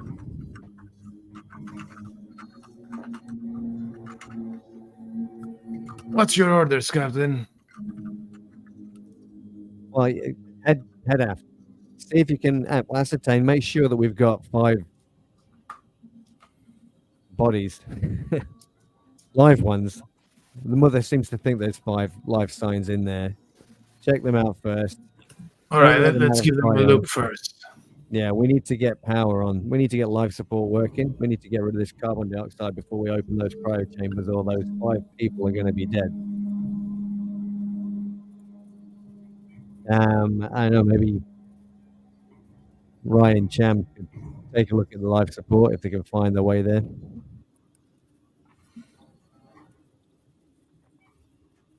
Wonder how much power is left in the batteries of this thing. I know the lights are light up. Are we all getting the communications? Yeah, so obviously. communications come through everybody's suit unless you specifically limit it to one person. Okay, but just as a party of us 3, obviously we're leaving it for certain communications for League. Well, it's just so we're not the talking ranking over. officers. Yeah, you can all hear what I'm saying. It's just that Davis okay, is- so It'd be easier than jumping over each other over a radio, if that makes sense. And then when we have something, we can. yeah, so it's like when Miller says about us trying to sort the life support, I'm gonna jump on the comms and just let them know. The first stairwell we've come across has been blown out. It's gonna take us a while to go around, I think. Is there another? Yeah, we'll have to go check the other stairwell if that's still intact to be able to get where we need to go. If the stairwell's down, would we have some cable or something on board the ship? We would have had a harpoon gun if we'd have thought to bring it, I guess. So you could possibly climb down the stairwell, but it would be dangerous. Yeah. Is there another stairwell? There's another stairwell at the back, isn't there? At the back end of the So there's stairs at the first junction. There's access ladders that connect all the floors as well. Oh, there's stairwell. where we came in. Yeah. Yeah. That leads all the okay. So yeah, you remember that there's there's junction A at the front of the ship, and junction A1, and junction A2 at the back of the ship, and both of them have got ladder access to the different levels. So the main stairwell would have been the main means of traveling up and down, as well as the lifts. Yeah. But you can still get access to the other levels via these ladders. So if yeah. There's life support on this thing. There's also maintenance ducts as well, so I'm not sure if you can actually. To find where life support is, could we get Mother to give us a schematic?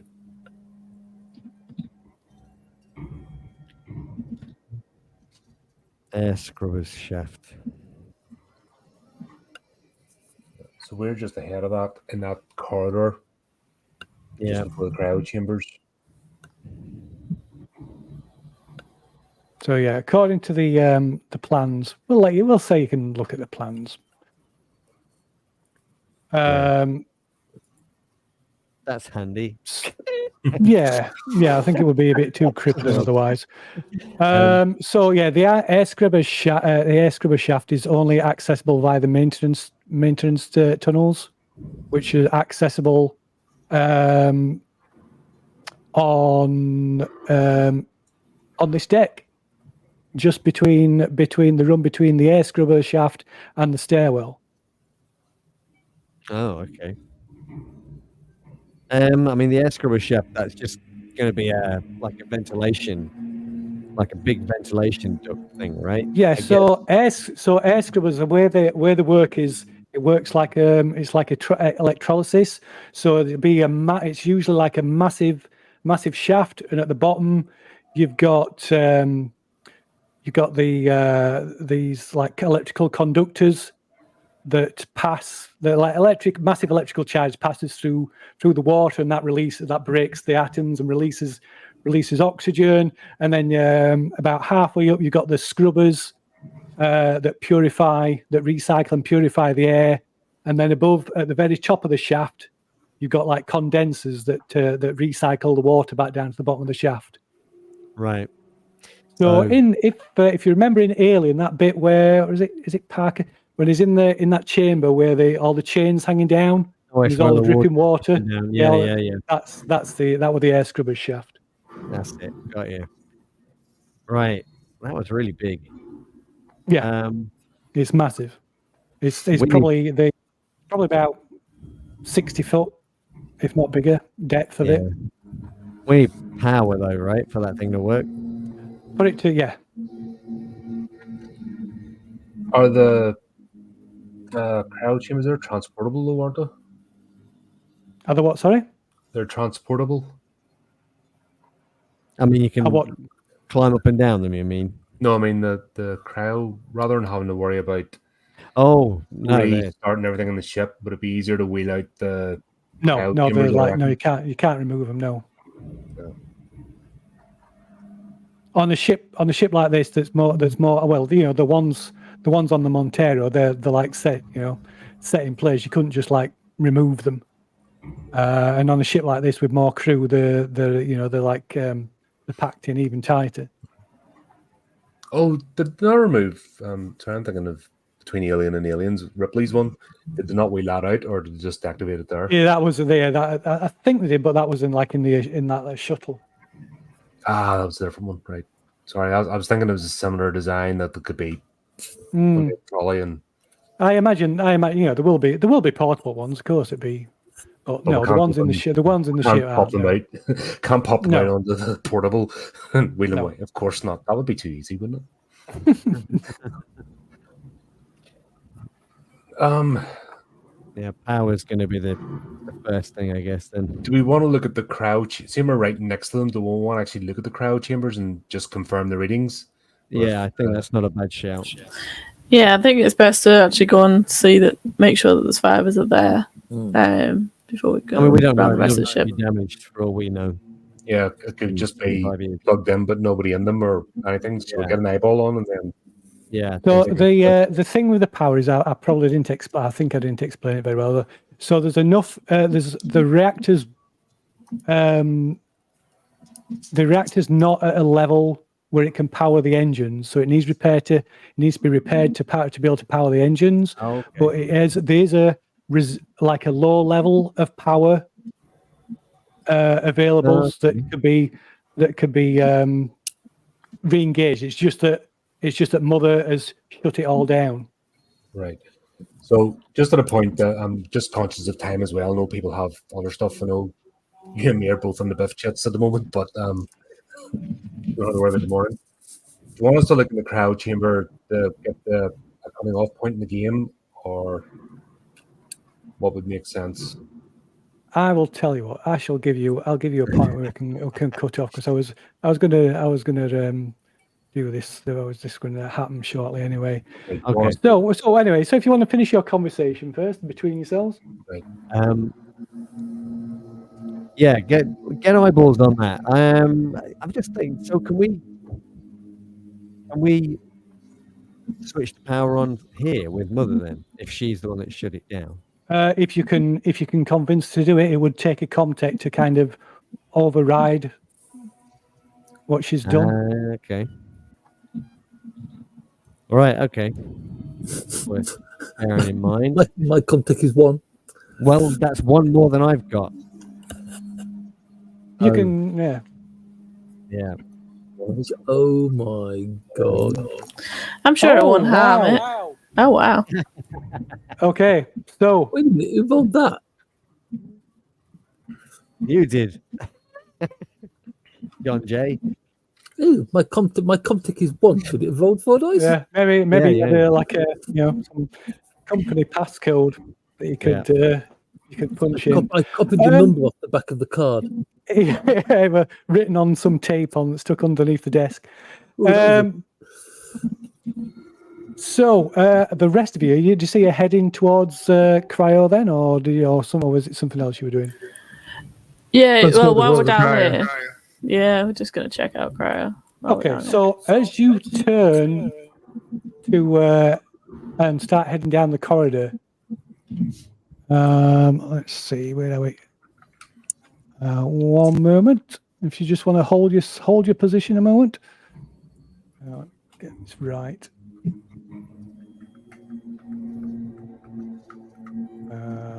That'll do.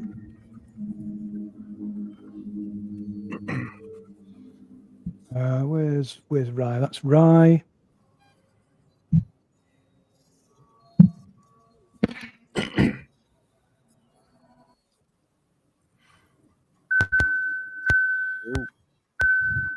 Your motion tracker that you're carrying, Rye, springs into life. When you're checking it, you can see that it's like picking up. It's picking up Davis and Cham behind you. There's also two other signatures. The others to the north might be the captain, and Wilson, but there's something else moving. Does that look like it's the direction of the cryo chambers that we wanted? It's it's directional, so it's this that dot there. Coming from the east, right? And it's getting closer as well. Right at this suddenly at this point, there's the speakers around the ship crackle, and there's a bit of distortion, static, and feedback.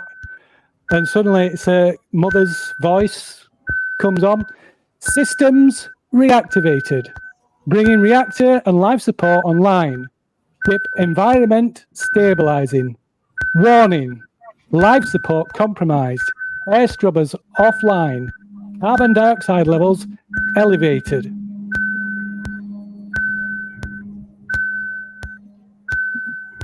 And then shortly after that, it says, attention, cryostasis interrupted. Wake-up protocols engaged. Oh, shit. Wait, interrupted? Basically, And all you can all hear this horrible grinding noise coming from the air ducts that distribute oxygen, like fresh air around the ship. those crowd chambers are going to pop open in a toxic environment. Yeah, can we override that? Well, let's wait till next time, I guess.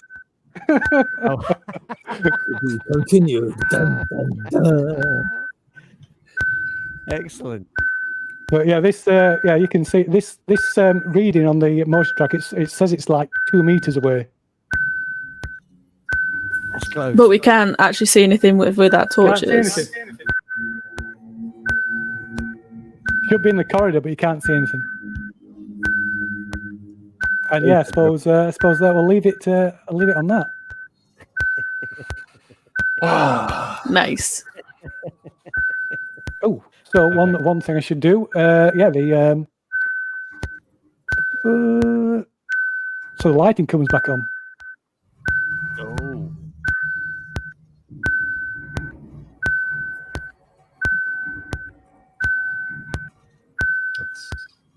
At least now we can see what's going to kill us.